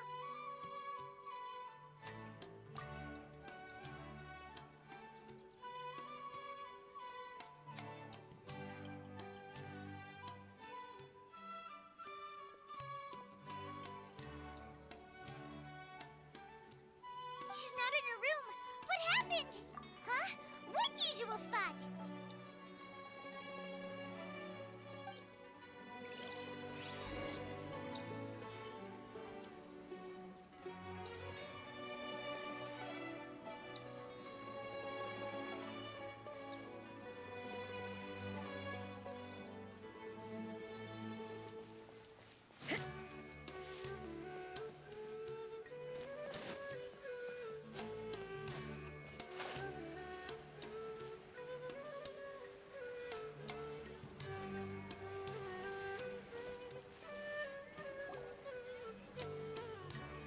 Well done, Traveler and Paimon.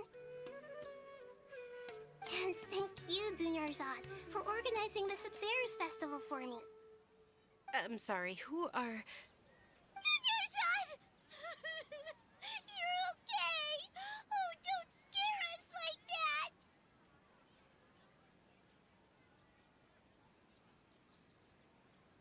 Oh, Traveler Paimon. I have something amazing to tell you. I just had a dream, and I saw Nilou performing the Dance of Sub-Zerus.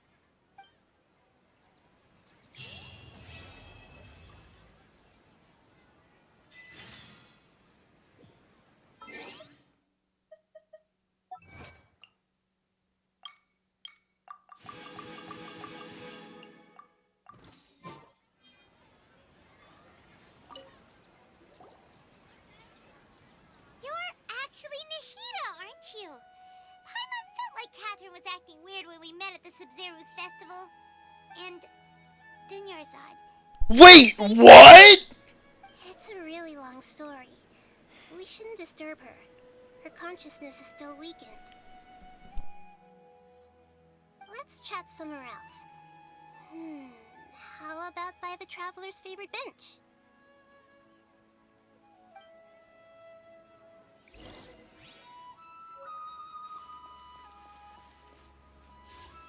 Alright, well... Oh, I am almost close to a pole. I was thinking I was at a pole. Memory of Flourishing Green, huh? Still have no idea how to get the Dendro power for my Traveler, but okay. Clearly, I can get it. I just don't understand how.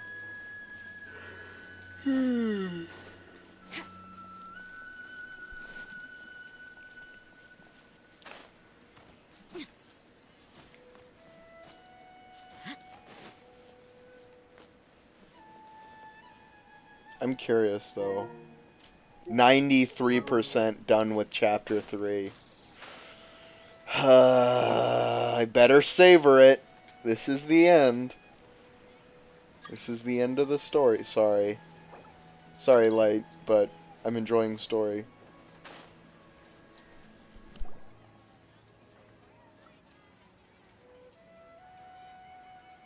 Let's talk about Dunyarzad first. It's such a relief that she's alright. No, I'd rather know what's up with Catherine and why Catherine is an Archon. And saw what the Traveler had described. Among the countless dreams, I found one that was growing fainter and fainter. This proved my suspicion. Once Dunyarzad could no longer bear the Akasha harvesting her dreams, her consciousness began to dissipate. But this also meant it escaped the Akasha's control. Such a small fragment of consciousness can't last for very long, though.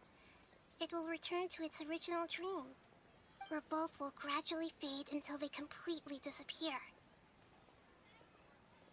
I used all the power I had to keep her dying dream alive as long as possible, but it still wouldn't have lasted for much longer if it hadn't been for you two breaking the samsara.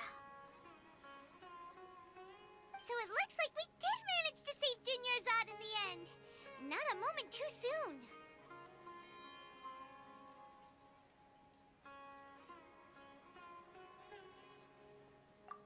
Huh? Why are you two smiling so happily? I thought you'd be so moved that you'd start crying. I need to spend more time observing human emotions. Both are fine. Everyone reacts differently. All right. You two must have a lot of other questions for me, right? After all, you saved my faithful believer. As your reward, I will answer any and all questions.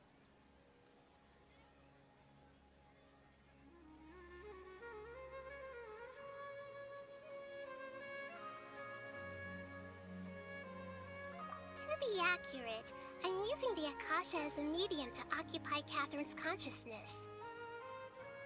How did you do that? Poor Catherine. Does this mean you can also occupy other people's consciousnesses? Theoretically, I can enter anyone's mind as long as they're wearing their Akasha terminal. The Akasha is the legacy of Greater Lord Rukkhadevata. As Lesser Lord Kusanali and the first Akasha terminal, my consciousness has always been linked to the Akasha. I've always respected my people's free will, so I've never actually occupied their consciousness. When necessary, I just borrow this bionic Snezhnayan puppet. Hold on. Did we just learn some deep, dark secret? So Catherine is... No wonder Paimon felt something was off about her. What about your own body? Why do you need to borrow other people's? Don't you live in the sanctuary of Surasthana? That story begins a long time ago. After Greater Lord Rukkhadevata disappeared, the sages found my newly born self and took me back to Sumeru. At that time, I was young and weak. The sages kept me in the sanctuary of Surasthana, ostensibly for the sake of protecting me. But I've hardly heard from them since. However, I do understand that they had hoped to find Greater Lord Rukkhadevata instead of me. a symbol of her passing. So, the sages basically put their new Archon under house arrest? How dare they! Why don't you teach them a lesson, Nahida? In some ways, they aren't wrong. Greater Lord Rukkhadevata was omniscient and omnipotent. Even after her death, the Akasha is still empowering this nation. And I'm still really far away from being able to call myself the God of Wisdom. Moreover, the Academia is also more proficient at governing this country. My existence has little meaning. Yeah, you got a lot of believers. Just look at the Sub-Zero's festival. Everyone who showed up truly loves you. Thank you for the kind words.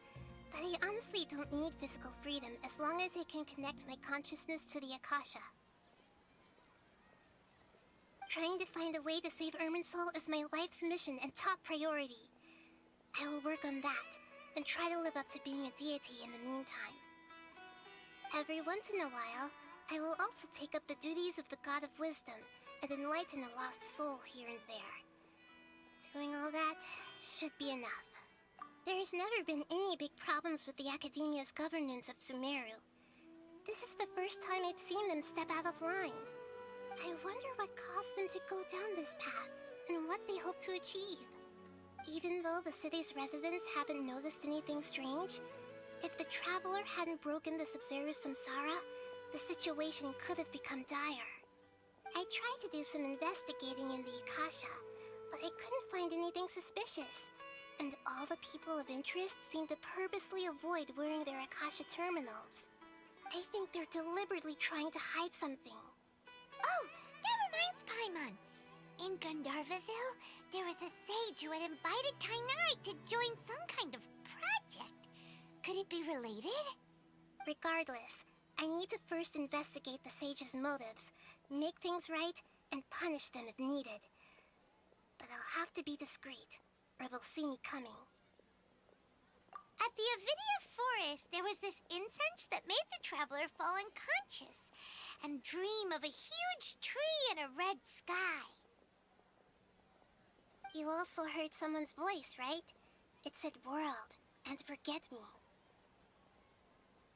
Yeah, so you do know!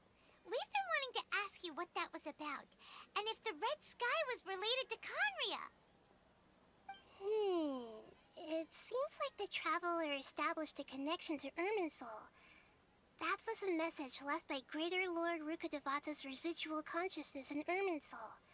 Perhaps her last memory before she died. As you two probably know, Greater Lord Rukkhadevata disappeared after the disaster in Khaenri'ah. The timings of these events do line up, so your suspicions are reasonable. A message from Greater Lord Rukkhadevata? We thought it was from the Scarlet King. The Scarlet King?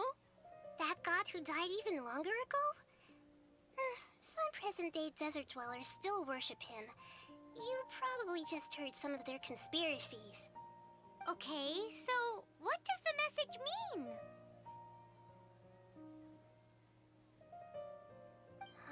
I still haven't managed to decipher it. Even the Akasha isn't currently capable of doing that. Greater Lord Rukkhadevata's residual consciousness in Irminsul seems to be contaminated with something that has a very dangerous aura to it. Many devoted scholars go mad as soon as they connect their consciousness. I've warned the Academia about this many times, but people still keep falling victim to it. But I believe this is the key to saving Irminsul. That's why I've kept trying to decipher it. So the tree in the vision was Irminsul? Oh, Tighnari also said that Irminsul is sick. Is it because of the contaminated consciousness? But even if you can't figure out what that vision was all about, it seems like our search for you was all in vain. The Traveler wasn't affected after coming in contact with that consciousness. I've never seen anyone like that. With you here, we may have a chance at deciphering it. No, we must decipher its secrets. I've already eliminated all other factors that might affect Irminsul, This is the only one left. This puzzle has life and death at stake. It could determine Irminsul's fate, as well as Teyvat's. Got it. I hope my answers were satisfactory, seekers of knowledge. To be honest, maintaining Dunyarzad's fading dream took a lot of mental energy. I think I may need to rest for a while. Oh, and you don't need to worry too much about the Sage's activities for now. The Akasha won't be able to conduct another project on the scale of the Sub-Zero Samsara in the immediate future. Go and get some sleep. Leave everything to us. What a relief.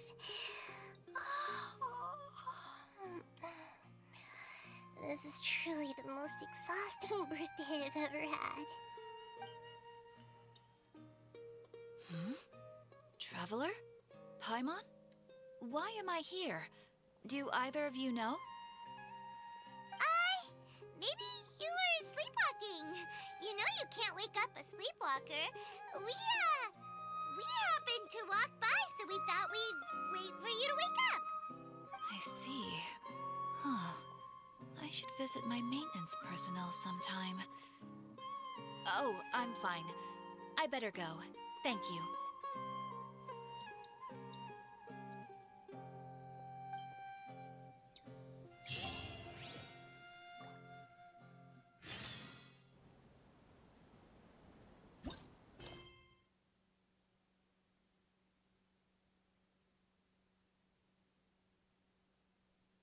That's the end. That's the end of Chapter 3. We have Archon quests, but we no longer have... Sigh.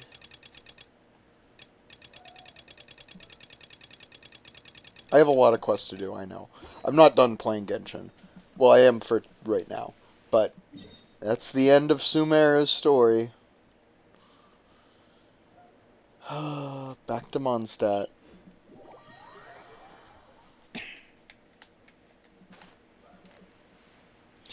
You know, I gotta be honest, I wasn't not impressed. Like, that was pretty interesting the whole way through, but as good as the Jade Palace arc and,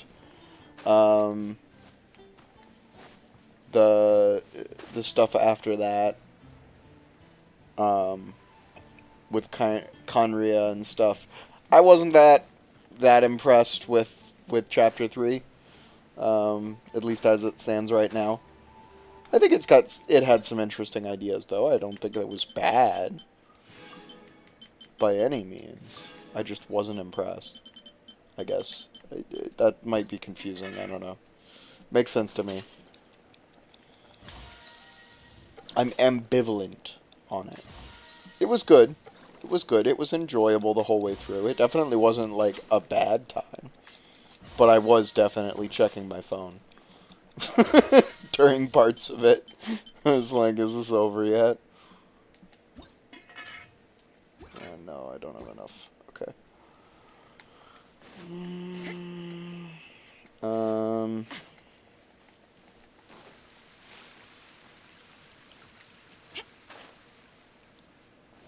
So yeah, anyway, I'm gonna go get lunch, because I was gonna eat something, but then the Sub-Zero Festival happened, and I was like, oh shit, what the fuck's going on? So, I guess it was interested enough to keep me playing, but I'm fucking hungry, because it's 2:30 in the afternoon, and I haven't had lunch. So I'm gonna go have lunch. Peace, thanks for watching on all that jazz. Bye.